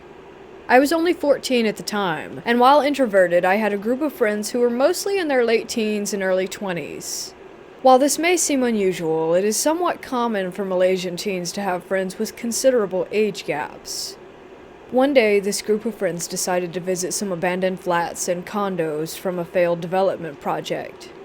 The reason? They wanted to try their hand at ghost hunting. Not wanting to be called a coward, I naturally took up on their little excursion. It was planned that we would visit these supposedly haunted buildings on a Thursday night. The night rolls around and there we were, 20 people, including myself, arriving at the abandoned flat. The flat, darkened by grime with windows missing, presumably detached by junkies to be sold for some small change, loomed over them. Group by group, we entered, flashlights drawn. As I recalled, it was around 10 p.m. Slowly, we made our way up the floors, exploring each unit, calling out to whatever might be residing there. The men's group had splintered into their respective groups, their hushed conversations, callings, and the occasional bouts of snickering and laughter echoing throughout the apartments. I stayed close to my group, not taking the chance of losing sight of them for even a second. For about 2 hours we were exploring, calling out to whatever ghosts or spirits we believed were making this flat their home, but we received no reply. At this point we were tired, bored, but most importantly, hungry. After a couple of calls between the heads of each group, it was decided that we would end the night and go have something to eat. So off we went, a small convoy of cars to the nearest restaurant. As we arrived and settled in, again in our own little groups, we ordered our drinks and food and started shooting the breeze. The topic about the abandoned flat was initially on the table, but was quickly dismissed since we never found anything interesting or experienced anything ghost-related at the location. That is, until one of the restaurant servers marched up to our table. His face was stern, and he was pointing at the younger kid who was sitting quietly, minding his own business, and he asked, "Who are you?" No reply. Again he asked in a louder, more demanding tone. At this sudden outburst of questioning, we were all stunned, and had our focus to this server and that kid who was still keeping quiet, with his expression blank. The server turned to all of us and asked, "Where were you just now? Where did you drive from?" A guy from my table told him that we had just left that location. The server looked at us, and still with his eyes on us, pointed to the kid he was questioning, and asked all of us, "Do any of you recognize this kid?" 19 pairs of eyes shifted toward the quiet kid, and it hit all of us at once. None of us knew him. We made a head count and totaled 20 heads, including this kid. My group leader asked the kid's group leader if he recognized him, but he said no. "But you drove him here, right? You were with him, right?" they were asking. "Yeah," he said, "but I don't know this kid." At that, the server turned to the ashen-faced group leader and told him that his friend was still at the flat. He said, "You go return this thing, and you find your friend. Only you and your group. The others cannot come unless you want someone else to be switched." We shifted in our seats, and after what felt like an eternity, the guys at that kid's table got up, went to their car, with the kid following them without asking or invitation. Even after food and drinks arrived for the remaining men, any appetite that we had before had dissipated. The rest of the story was told to me by my friend who heard it from the group leader with the quiet kid. When they returned to the flats, they swept through each floor, every unit, and every room, looking for the missing kid. The thing that switched places with the kid? The entire group dare not look its way, as it tailed behind them while they searched. They felt its presence as they climbed the floors, sensing it growing more and more incensed as they neared the top. It took them about an hour before they found who they were looking for, passed out in a room on one of the upper levels. When they found him, they felt the malicious anger of the presence vanish, and then they mustered the courage to look over their shoulder. The kid was gone. They didn't hesitate in getting themselves out, not even bothering to fully awake the passed-out kid and ask about his condition. One of the bigger guys grabbed him and they all ran, each of them praying to whatever they believe in to protect themselves from whatever resided in that abandoned flat. They got to the car, practically throwing the kid they found in the back seat, and after the engine sputtered to life, the driver buried his foot into the gas pedal and they sped away. As I recall all of this, I remembered a conversation that I had with one of my Malay friends who is a little serious on matters of the occult. His stance when it comes to them: we don't disturb them, they don't disturb us. So don't go snooping around in their territories.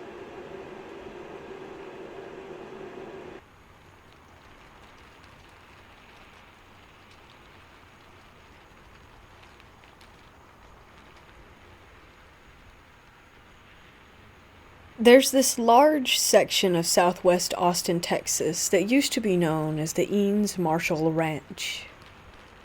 There's a story to be found about a man who was murdered by bandits, and his body was buried in an unmarked grave on the side of the dirt road after being discovered by the ranch owner. Eventually, the body was found by police over 100 years later while searching for evidence of deer poaching. Thus, a local ghost story was reinvigorated and spread to a new generation. When I was in high school, my friends and I got it in our heads to go out there and do some ghost hunting before the house was torn down to make way for a church. We took a couple of disposable film cameras, along with a Ouija board, and headed out under the cover of dark. We got there a little after 11 p.m. We hung around for several hours, taking photos of nothing, literally pointing the cameras into the darkness and saying, "May I please take your picture?" Click. We had a no smoking rule, and we were not using the flash for the outside shots. We made our way back inside the main house. The smallest member of the group shimmied through an unsecured window in a small side room and opened a door for the rest of us. We took some photos inside with the flash on. My friends spent a good bit of time on the Ouija board. I declined to participate in that part and went outside. They came out and claimed to have contacted an entity through the Ouija board. I was like, okay, sure.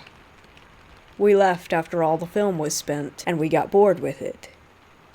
We never did hear the legendary wagon or horses that supposedly come through. Nothing spooky happened at all while we were there. The next day, the cameras were dropped off at Eckerd's to be sent off for development. A few days later, the rolls came back with a lot of black nothing, which was to be expected when taking photos outside at night with no flash. There were a few shots that were taken inside the house while using a flash that had some things that you might call orbs, but those could be explained away as dust or bugs. However, the photo I'm talking about still sends chills down my spine every time I see it. We were very strict about not using the flash outside and not smoking, as I said. We wanted to have our best chance at capturing something like this without having a seed of doubt that it could have been a trick of the light or of the camera.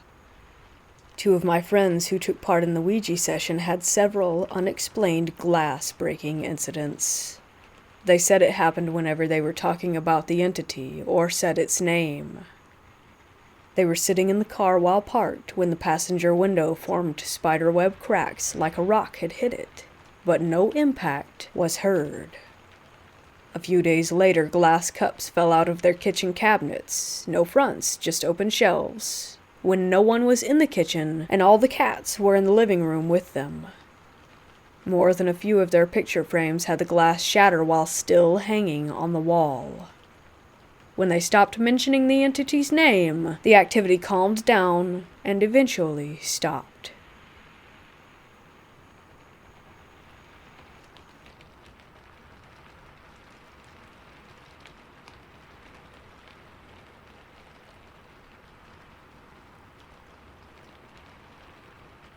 Setting: hospital, medical surgery floor.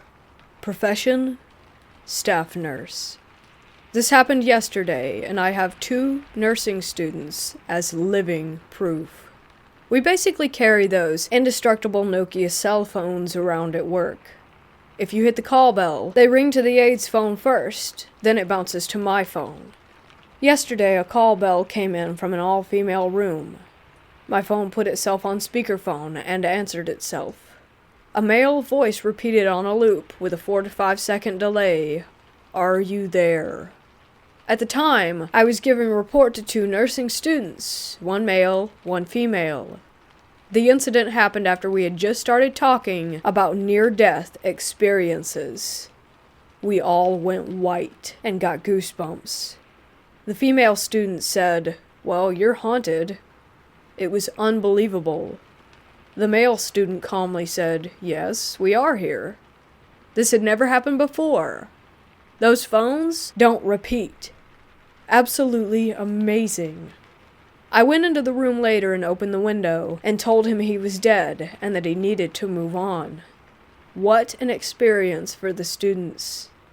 This has never happened to me before, but I hope it happens again, and that I have the courage to do what the male student did.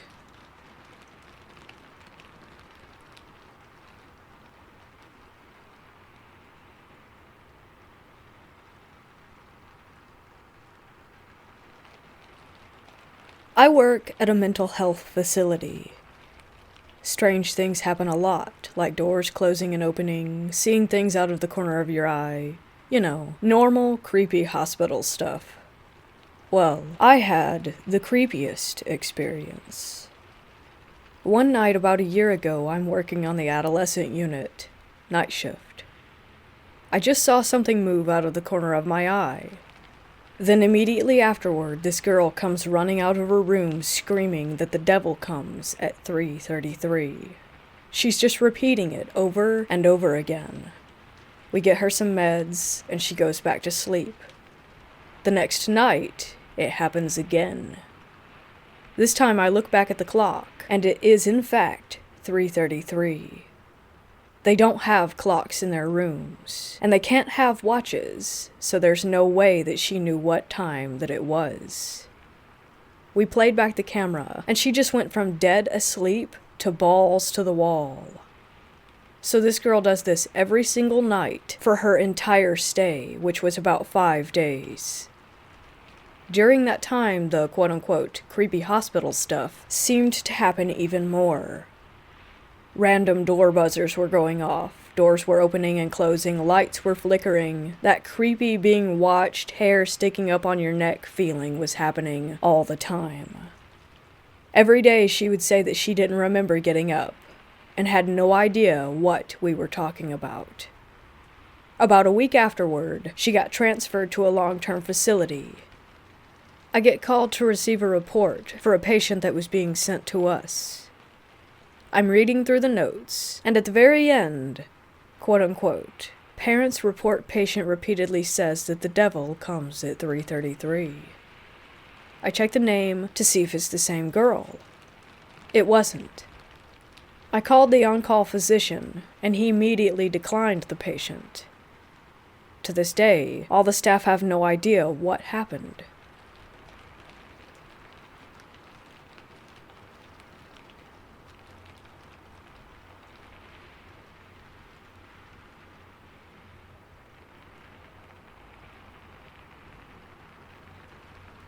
My partner and I had just become parents, and were looking for our first home. We found an older house built around 1910-1920, which seemed perfect. It was next to a good school and close enough to family that could help out with our daughter. Everything seemed great for the next couple of years, but there was always a heavy type of atmosphere that was hard to explain. And we had this feeling like we were being watched all the time. My wife was the first to notice it, and I would always brush it off as if there was nothing to be scared of. I always carried that mindset, as I was highly skeptical of any type of paranormal activity, and I always trusted the whole "if you can't see it, then it doesn't exist" paradigm. How wrong I was, it turned out.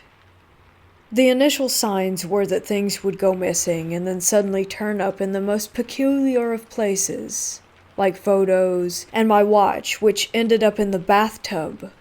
But most of the time, things seemed to find their way into the wardrobe that was in the master bedroom. Once my daughter woke us up in the night to tell me that someone had just walked out of her window. As she grew up, she would complain that the man was in her room and she couldn't sleep. I was still not believing that this could be a ghost, so I would comfort her and stay with her until she went back to sleep, and I watched a black-like shadow thing, which I can only describe as darker than the shadows around it, move from the corner of the room and out of the window. I went back downstairs and sat on the sofa, where the deepest growl I ever heard happened, which completely took me by surprise, as it sounded as if it was right behind my ear. I nearly jumped out of my skin and thought I needed a drink. I went to the kitchen and I could hear laughter in the living room. I couldn't think of any logical reason for it, so I went back upstairs and sat in my daughter's room again for the rest of the night, but nothing more happened. Eventually, things escalated to the point where every night around 2 a.m., you would hear walking up and down the stairs so loud that we nicknamed whatever it was Mr. Boots. When my daughter was around 10, we would get massive bangs in the middle of the night. When it first happened, I honestly thought we were being burgled. I would run down the stairs only to find nothing, not a thing out of place. I had the plumbing checked and electrical, but all was good. Then, one night, I fell asleep downstairs, and an inflatable hammer flew at the TV, instantly waking me with the noise because it had a squeaker in it. I again was trying to work out how that had happened, and whilst I was thinking about it and looking at the hammer on the floor, it started spinning really slowly. I jumped up and walked to the kitchen, and again I heard the laughter. I then heard the boots on the stairs, and my wife suddenly comes down the stairs, woken by a really bad nightmare. While we were both talking in the kitchen, we heard the laughter again. Not long after this, we couldn't take it anymore and left. But I have hundreds of weird encounters, and I can honestly say that this house turned me into a believer. I always wondered what it was that was in that house. Ghost, demon. We still talk about that place now and then, and probably always will.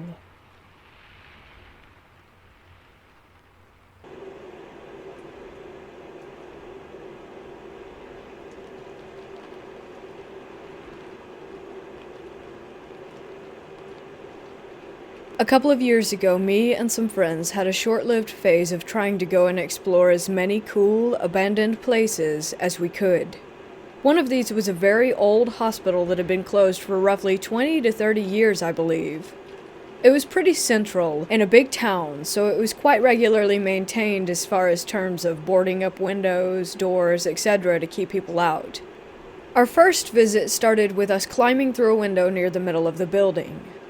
We pried a plyboard board up from the window, but as soon as me and 3 other friends got in that room and opened the door into the main hallway, we agreed pretty quickly that we shouldn't be there and left.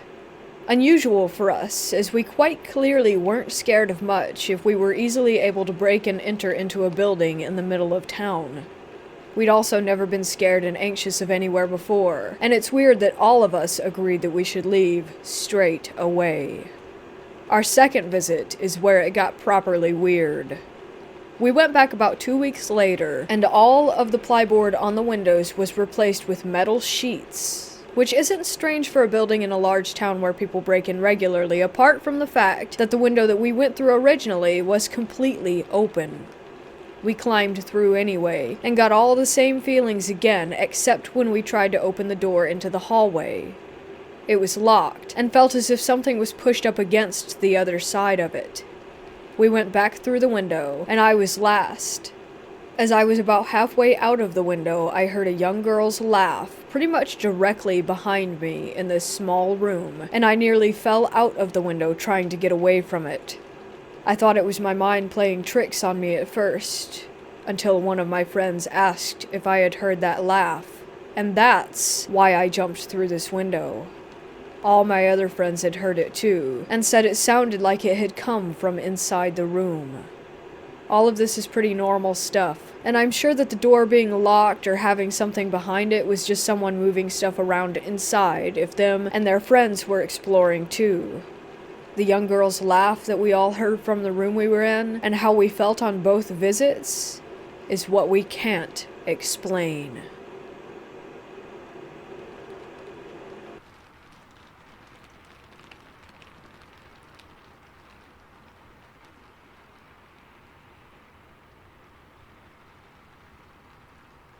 I was working at this hospital called Warren General in Warren, Pennsylvania, about 90 minutes east of Erie, Pennsylvania. I worked night shift. I'm a travel RN, so this was one of the hospitals that I traveled to. One night my floor was slow, so I got pulled down to the CCU to work. Well, that night my patient rang her call bell at 3 o'clock in the morning and she asked me, "What does she want?" I said, "What do you mean?" She said, "The nurse keeps coming in here and standing there in that corner," and she points to the corner behind the door. So I was like, "Who, Ashley?" That was the nurse I was working with, and I pointed to her because she was sitting at the nurse's station on the computer, and the woman says, "No, the other one." Well, there was no other one. It was just us two.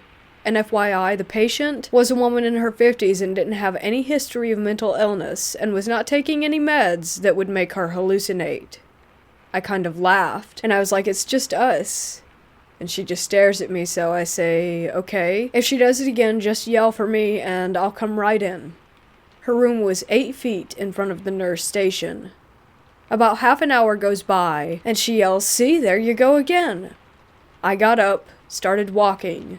I hear the bathroom door shut. It had been cracked open just a little bit to give her dark room a little light. I walk in and I say, "See, you're dreaming. There's no one else in here." She says, "No, she went in the bathroom." I open the door and the lights are still on, but no one is in there. Looking confused, I say, "What does she look like?" Because I thought that someone was messing around. "It's too dark to tell. I can tell it's a woman, but she's so dark that I can't really make her face out." When she says that, I get a little weirded out. But the night ends and I forget about it. 3 months go by. I get pulled back down to the same unit. I have the same room as before. This time a man in his early 60s in the patient room. Nice guy, alert and oriented and very polite. Night is going good. It's about 3 a.m. and his call light goes off, which means he needs something. So I walk in and he says to me, "You are my nurse, right?" And I nod my head. And he says, "Well, why does that lady keep coming in here and standing in that corner? What is she doing?" What? I almost crapped my pants instantly. This was 3 months later. Same room, same thing. I said to him, "Honestly, I think it's a ghost, sir." And he laughs, and I say, "You're not the first person to say that." I started telling everyone about it, and then I find out that the entire second floor has a nurse that's seen every once in a while.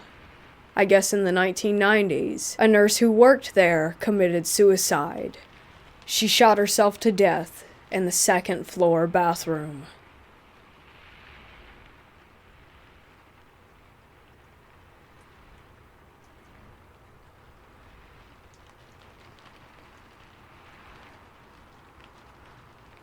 One night, I was working a night shift in a refinery. I was working as a quote-unquote hole watch for my shift, which means I basically sit at an entrance and document anyone that goes in and out. Well, a guy showed up, I got his name, and he gave me the company that he worked for, so I logged him in. Everything checked out, so I'm waiting at the entrance for a few hours for the guy to come back out. Now, that's nothing unusual, because most of the people that go in will stay in there between 2 to 6 hours at a time, and every hour or two I yell up to make sure that they're okay. I would yell, and usually the guys whistle back or make a noise to let me know that everything's alright, and every time I check, I thought I heard a response. A few more guys came up to go in. I log them in, let them know that there's another guy up there doing inspections. They go in and radio back, "Hey, there's no one in here." Immediately, I had a weird feeling because I was at the only exit entrance, so there's no possible way to get out of the container without me seeing. The way the container is set up, you have to climb up a ladder to get into it from underneath using a scaffold to help. I was sitting on the scaffold far back enough to where if anybody came out, they would drop down right in front of me, and the only way off of it was to go through the gate opening that I was guarding. So I radio my foreman and explained to him what had happened. He got into contact with the company and they had no one by that name and no one scheduled to check that particular container. I was completely baffled at this point. Here I am, adamant as ever that someone went up into that container. I thought I was going crazy and I was also a little weirded out.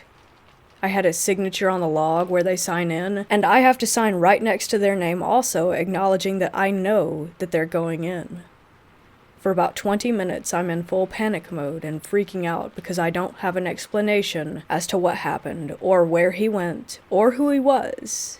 And on top of that, I could have easily lost my job because of it.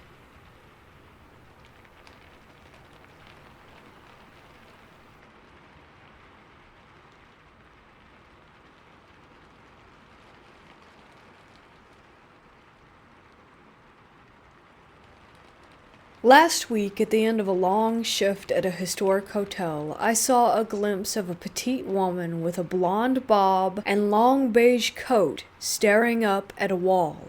It resembled a former manager who had worked there pre-COVID shutdown, but after a second I remembered that she wasn't back to work yet. When I realized this and looked back to where she was, no one was there. My coworker and I quickly scoured the area, but it was vacant.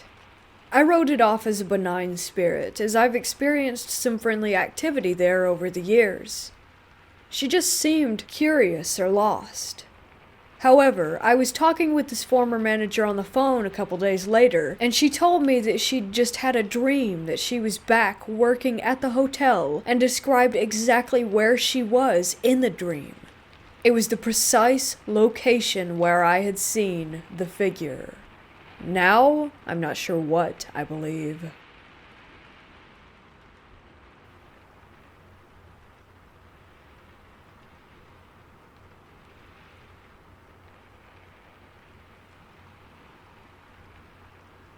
This is a series of events that occurred when I lived on a plot of farmland a couple of years ago.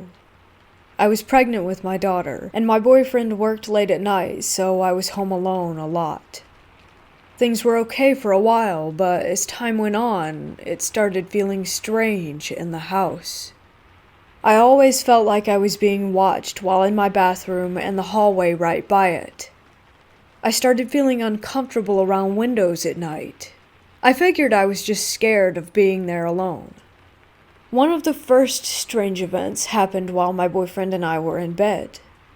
While watching TV, I saw the door handle to our room slowly turn as if someone were about to open the door, but then it turned back. It caught me off guard, and I was trying to get my boyfriend's attention, but it stopped when he finally looked. Things began falling off the surfaces outside where my boyfriend would go to smoke cigarettes. He told me he would feel breathing on his face while in bed. He told me several months after it started happening, thinking that it would freak me out if he told me. He's not the type to jump to it's a ghost conclusion.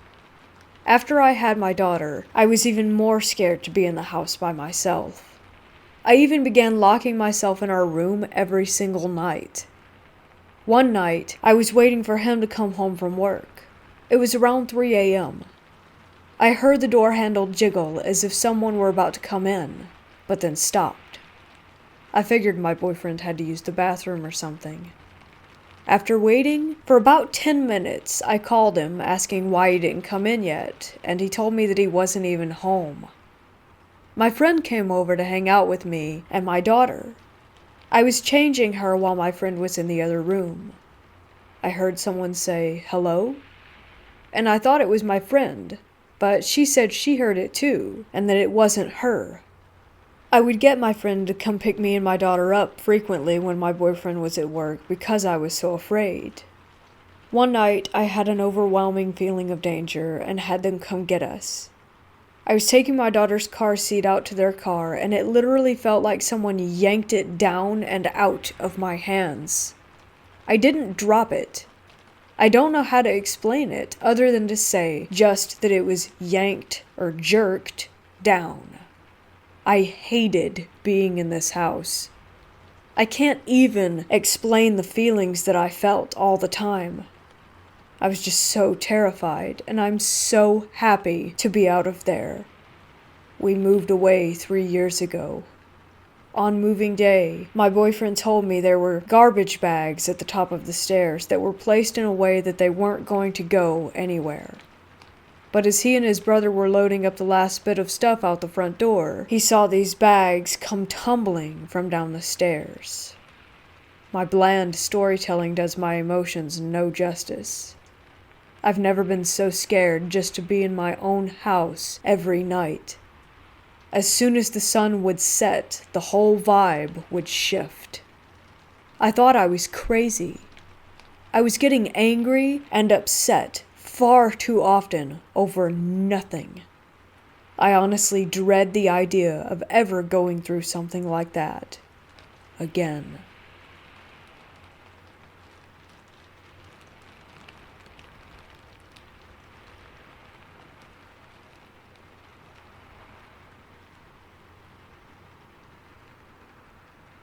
I work night shift on a unit at a nursing home.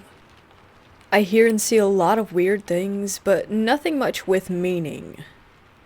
Me and the other aide were walking down my hall to go check on a fall risk resident when we got in front of the door to an empty room that stays locked. The resident had moved home and no one had been in there since mid-October. I heard 3 distinct knocks coming from inside the room on the door as soon as we walked by. I froze and turned around, and without speaking looked at my friend, waiting for her to say if she had heard it as well, and when she did, I was frozen in fear, knowing that I was not alone in hearing things. Lots of little extra things have also happened. Me and another aide walked by a room when we got bad vibes. It was cracked open an inch, and the door slammed shut suddenly, so hard that it shook the floor. Right next to the room with the knocks, we had a resident pass away. Again, me and an aide walked by, the door was closed and locked, and the handle started jiggling hard and fast. Another time, me and an aide heard snarling growls coming from the dining room all night. The same night when the knocks occurred. There were also instances of running faucets in the residents' bathrooms, in the basement, anywhere that I went, had a resident complaining of water running all night.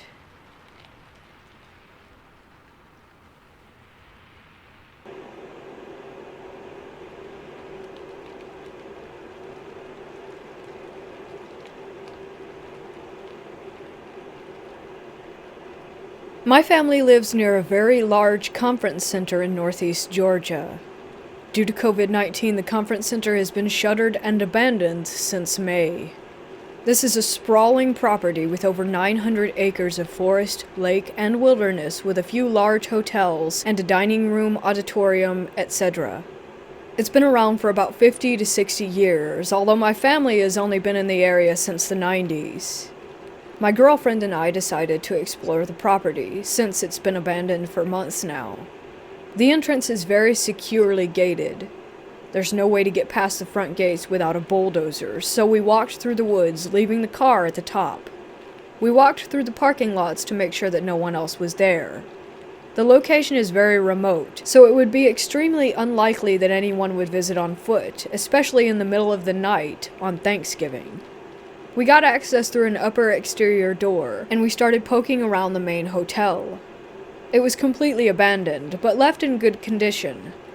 It was spooky, as the only lighting came from the red glow of the emergency exit signs. We looked in many of the other rooms, and everything seemed neat and orderly, like guests could check in at any moment. We reached the main lobby, and then we both heard it, and froze. We simultaneously heard what sounded like a music box playing deep within one of the halls. Neither of us believe in the paranormal, but we both froze dead in our tracks and looked at each other, our faces confirming that we were both terrified. We bolted as fast as we could through the upper door, making sure that it closed securely behind us, and fled on foot. The music 100% sounded like it was coming from a music box, but it was also vaguely metallic, almost like it was a different frequency than most music. Due to the way that it sounded, we ruled out that it could be a forgotten cell phone or a computer. This was not any type of alert or notification made by an electronic device. There's also no cell phone service out there. Usually, I can find a logical explanation for paranormal phenomena, as I'm admittedly skeptical about it. However, I cannot figure out for the life of me what that music could have been. There was no one else on the property. There were absolutely no signs of squatters, and there's no music boxes in the hotel rooms. They are all intentionally identical, so there would have been one in every room. Does anyone have any insight on this? We were genuinely terrified, but now I'm regretting not investigating further.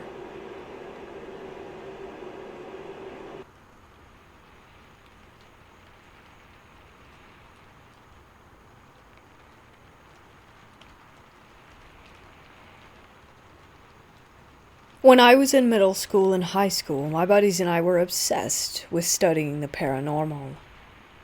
I had every book on ghost lore that there was, and I had read them cover to cover. We would build websites with our favorite stories and local folk legends.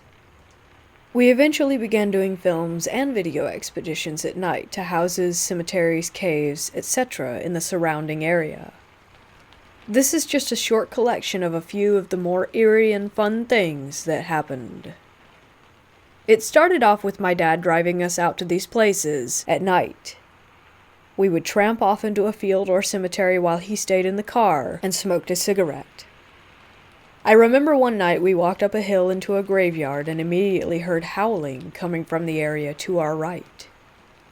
2 of the 4 of us freaked out and immediately headed back to the car. My buddy and I recognized it as a pack of coyotes and decided that they were more afraid of us than we were of them. There was still something that caught his eye, and from our left, behind us at this point as we were distracted by the coyotes. He tore out before I had a chance to see what it was, and I was too slow to realize that I was standing alone in the middle of a graveyard in the middle of the night, in the middle of nowhere. When I turned around to see what the commotion was, I saw something that wasn't terrifying so much as befuddling. I heard the quick scamper of something relatively heavy running through the forest on the edge of the graveyard roughly 20 feet away. I shined my flashlight on it thinking that it was a deer, and I could see instantly that it was not. It was nothing. Not nothing as in there was nothing there. Nothing as in I could clearly see it kicking up leaves and hear the noise and even feel the vibration as it ran. but it was as if someone invisible were running through the forest not 5 yards away from me. I turned around and walked back to the car at that point, and haven't been back since. Later, when I got my license, I would drive us out on our own. One of our first treks was to the big house on my 16th birthday. We had to walk through about a mile of cow pasture to get there, but it was worth it. This was a classic haunted house with twisted stairways and decrepit fireplaces and a spooky attic. We had entirely too many people with us at that point, so it eventually devolved into me telling my best scary stories to guys laughing nervously and girls shrieking. We left after maybe an hour of exploring with nothing but some pictures of orbs and stuff to take back. My buddy the ghost hunter and I hung back when everyone else had left, walking a few yards behind. I suddenly got the feeling that we had left someone and did a quick head count of those in front. Nobody was missing. I looked behind at the house on top of the hill and saw a candlelight flitting from window to window in the attic. We sped our steps up a bit and caught up to the group without looking back again. To get to the big house, you have to go through a cemetery where a moderately famous Confederate officer was buried by the name of Champ Ferguson. My buddy and I decided to go back to this cemetery due to the violent nature of his death. He was hanged for treason in Nashville, and do some looking around. We took our flashlights and our camcorder. You have to park at the bottom of a small hill and climb some stairs to get into the small cemetery, and we made our way back into the very back where the officer's tomb was. I had my night vision on in my camcorder, and the screen flipped out, so I was using that to guide me through the otherwise completely dark graveyard. My friend had a flashlight that he was using, and I had mine in my pocket. We always checked the batteries to make sure that everything was working well before we left on these excursions. As I knelt down beside the headstone and was reading, the light from my friend's flashlight went out. I asked him to point it back in my direction to illuminate the faded text, and he said that he couldn't. It had died. I gave him mine, and he tried it, to no avail. Suddenly, the camcorder went out as well. We were in the middle of the dark with no one around for miles. We did relatively well staying calm. We had to grope our way around the tombs to get back to the road, all the while with the intense feeling of being watched from multiple sides.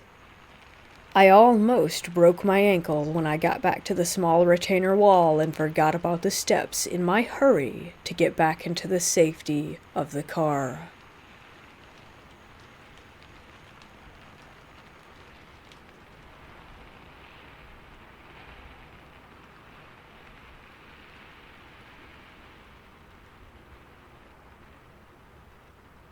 So I'm a week out of the hospital after spending 2 weeks in there with COVID-19 and pneumonia. I have a lot of serious health issues and barely survived my stay, but at the end of my stay, I was woken up at about 4 a.m. by the nurse coming in to give me more antibiotics and change my fluid drip.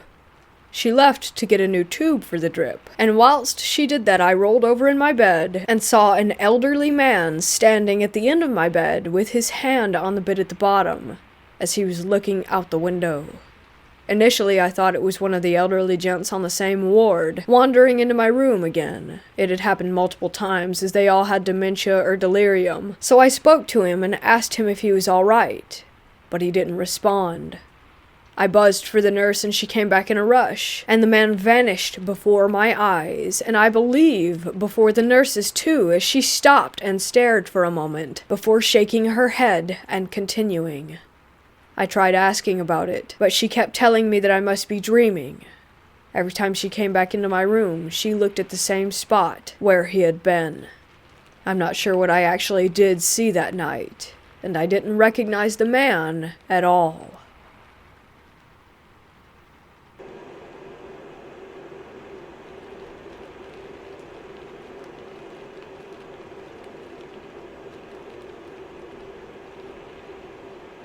Not very far from my home, there is an abandoned place, which is my hideout. I honestly don't know what was in the place before it became abandoned. The place is a rather small, probably like 40 by 20 meter fenced off, overgrown field with just one building. I can't tell what the building is either. It's a really small, house-like place with no windows and one locked door. The field itself has a small, short sidewalk that has been taken over by nature. There's also a small hill in the field. You can tell that the place hasn't been visited for a really long time, because the grass in there is quite overgrown, and the house, fence, and path all have plants growing all over the place. Since it's currently spring, a lot of the foliage is growing and blooming, and there were some wildflowers in the area as well. Today I took some scissors and went to the area with the intent of picking some flowers to make a cute bouquet to put in my home. As soon as I entered the area, something felt off, and I suddenly became paranoid. I ignored the feeling, since I have mental illness which causes me to have random paranoia at times. Keep in mind, though, that it doesn't cause hallucinations. It was still unusual for me to feel paranoid there, because I would usually go there to relax and be calm. It's basically my safe spot. I went on to look around and pick some flowers, but then I heard some footstep-like noises behind me everywhere that I went. I brushed it off again, assuming that it could have been an insect or a small animal like a hedgehog or a rabbit. I felt like I was being watched the entire time, but again, I assumed that it was just my random paranoia. The thing that scared me the most happened when I was about to cut a big, white, pretty flower. The only one of its kind in the whole area. As I was kneeling down to cut it, I suddenly felt a human presence behind me. This caused me to jump up, drop my bouquet out of shock, and yell out, "Whoa!" and turn around. To my surprise, nothing was there. I was very confused, since the presence felt awfully real. I picked up my bouquet and went home.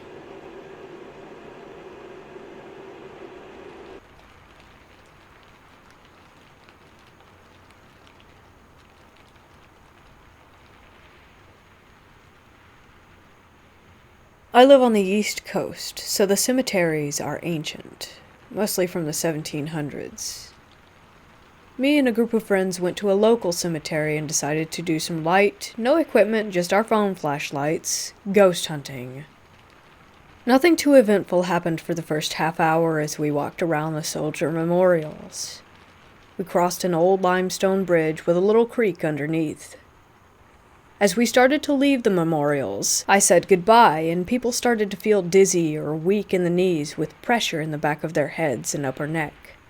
A few even felt really tired afterward. We went on a little further, and a couple of the group members decided to split off, so me and two others were going to the oldest section of the cemetery. A girl kept hearing her name, and kept going ahead of us. After we all regrouped and talked over everything that had happened, the other guy in the group pulled his necklace off to give it to his girlfriend and found out that it was spinning without his hand or arm moving. I personally held his arm and felt his hand. It was not moving. It spun for about a minute, then started making an X shape, and then slowly died out. After that, nothing else happened to me or my group. However, the couple said that they were hearing people calling to them from the woods, into an area without roads or any buildings for miles.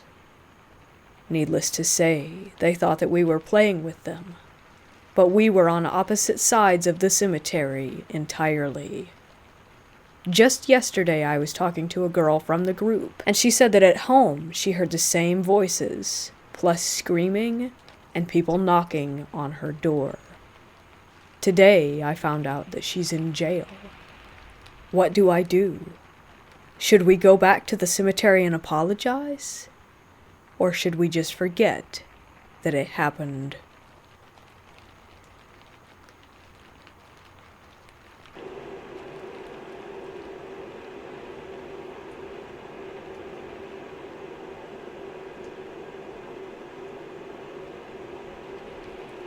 When I was 13 or 14, I was staying in a hostel in Ireland. This hostel was directly next to, supposedly, one of the most haunted places in Ireland, an abandoned mansion. In fact, the hostel was built from the bricks of the mansion. There was a story that a widow cursed someone in there, and when they died, they remained. After hearing this, being a young and dumb kid, I decided to taunt the ghost. Big mistake. Nothing happened after I taunted the ghost until I went to bed. That night, in the very right side of my bed, I heard light breathing. I paid it no mind because I've had experiences before, and breathing was not a huge alarm for me.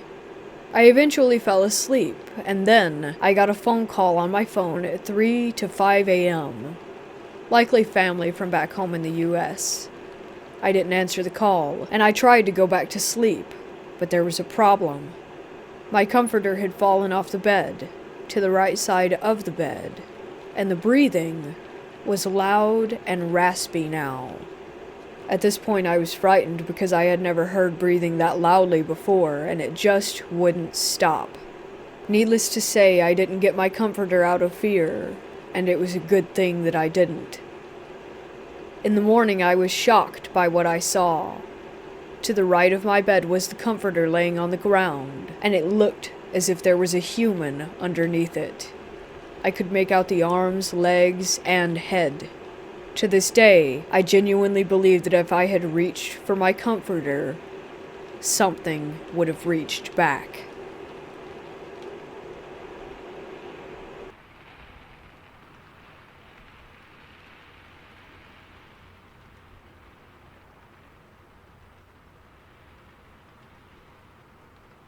Back in the early 2000s when I was a kid, there was a deserted section of the local hospital waiting to be torn down and rebuilt.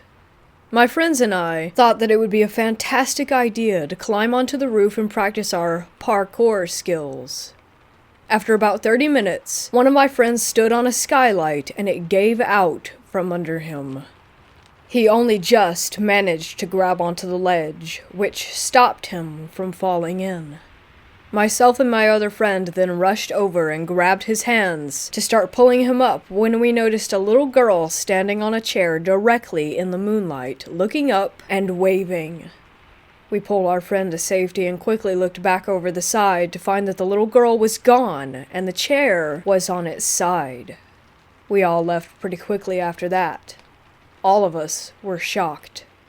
We later discovered that that part of the hospital was used to treat burn victims, and a 6-year-old girl had once died there.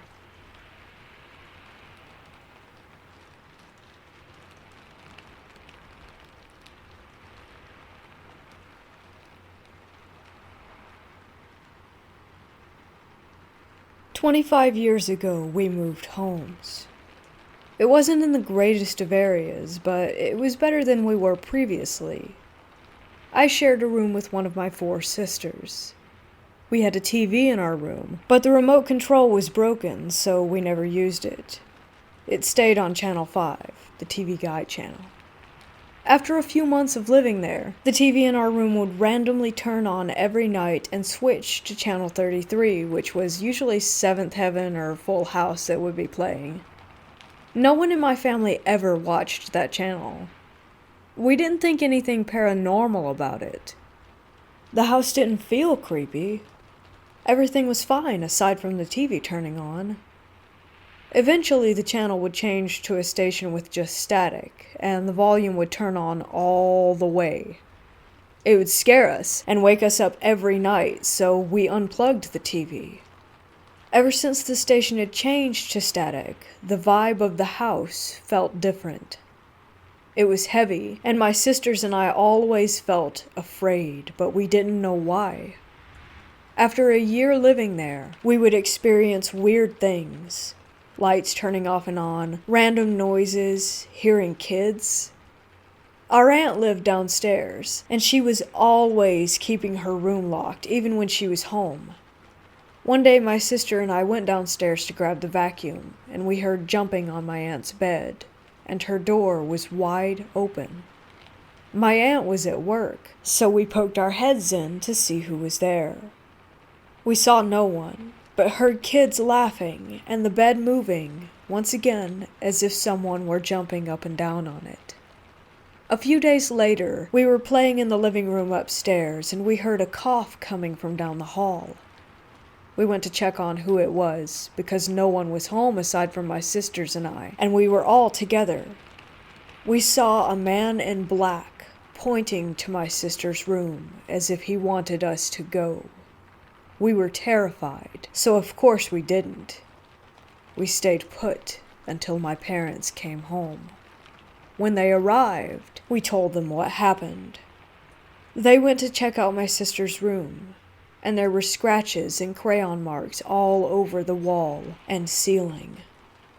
We ended up moving out of the house when my aunt was sleeping with her door locked, and in the middle of her sleep, she heard the voices of 3 different men.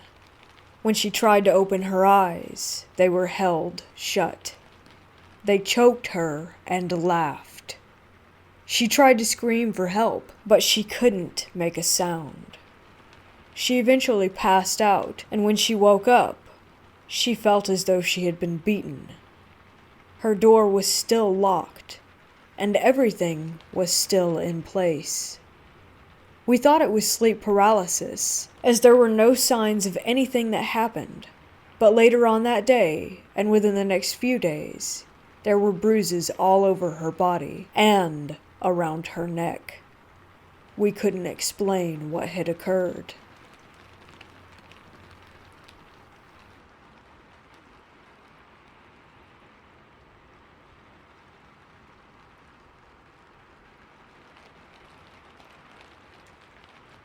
This happened earlier last week at my sister's house. She lives about 5 minutes from me and has a 1-year-old baby girl who, when she goes to sleep, has a baby monitor in her room to make sure that everything is okay.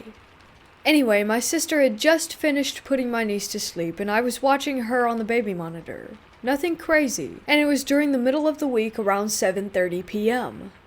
Well, my sister comes downstairs and we make some small talk while I'm on my phone. Then I randomly decide to check the baby monitor, where there is a clear view of a rocking chair in place about 3 feet away from the crib. I saw myself sitting there, wearing a t-shirt and shorts, looking down at my phone in the rocking chair. I was absolutely horrified, and I screamed to my sister about it, and it scared the crap out of her. I had never seen anything like it in my life, and I didn't know how to react. When I looked up and she came rushing over to check the monitor, I was gone. Nothing. Just my niece sleeping in her crib in the dark. The rocking chair, totally empty. Obviously, we had to go and check on her, and I was terrified, and my sister had a bat, but no one was there but her.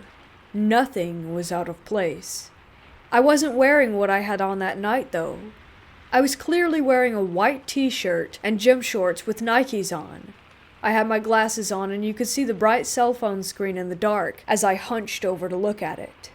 I never looked at the camera but could tell that it was me, and I have not been able to sleep much since then.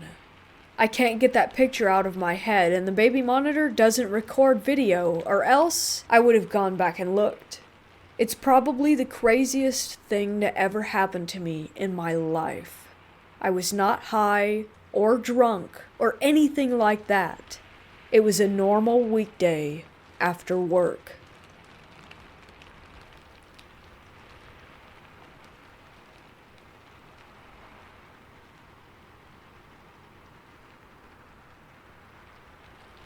It was 1999, and I worked night shift in a factory back in Puerto Rico. One night it was just QC and me working in a back dark room of the factory. About 2:30 a.m. I saw a door open, and a pale young lady stepped in and walked in our direction. QC was facing the other way, and I was looking at her from my workstation. I stood up, and that's when I noticed that from the waist down, the woman was blurred. She was dressed in a light blue dress and a cap. As she got closer, she vanished into a mist. I rubbed my eyes and called the QC. I told her what I had just seen, and she said, "It's just your imagination playing tricks." After an hour or so had passed, this tall, dark shape, dressed in a brown mechanic's outfit, got close to me, looking over my right shoulder. I could see it with the edge of my eyes. It wasn't touching the floor. I froze, petrified. For about 30 minutes, it kept moving forward and backward. I finished the work night and went home spooked. Next day I told my experience to everyone, and a mechanic who had worked there for years told me that when he stayed there, an old mechanic who had all kinds of issues was found hung in the same spot where I was working.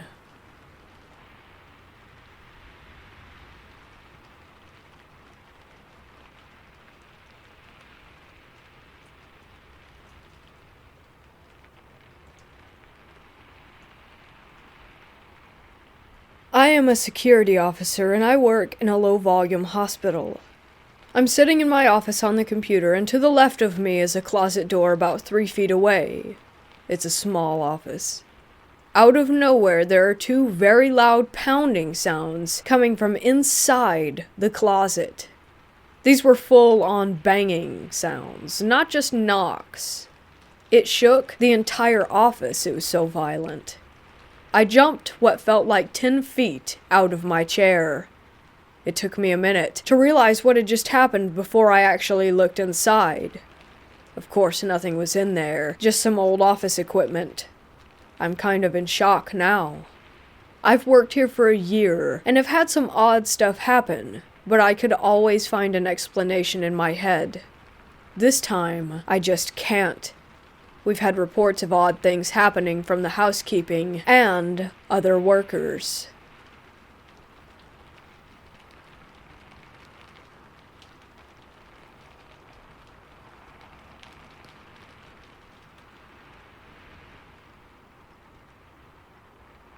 I woke up in bed, and next to me I could see a man lying there with no distinctive facial features except for brown, darkish hair. He got up and moved to the side of my hospital bed and sat in front of me. He said to me, "You're going to die soon." I asked when, but he didn't respond, and I got up and locked myself in the bathroom. I've still never figured out what they meant or who they were. I wasn't on any medication that would bring on any hallucinations or anything like this, but this has not happened before or since.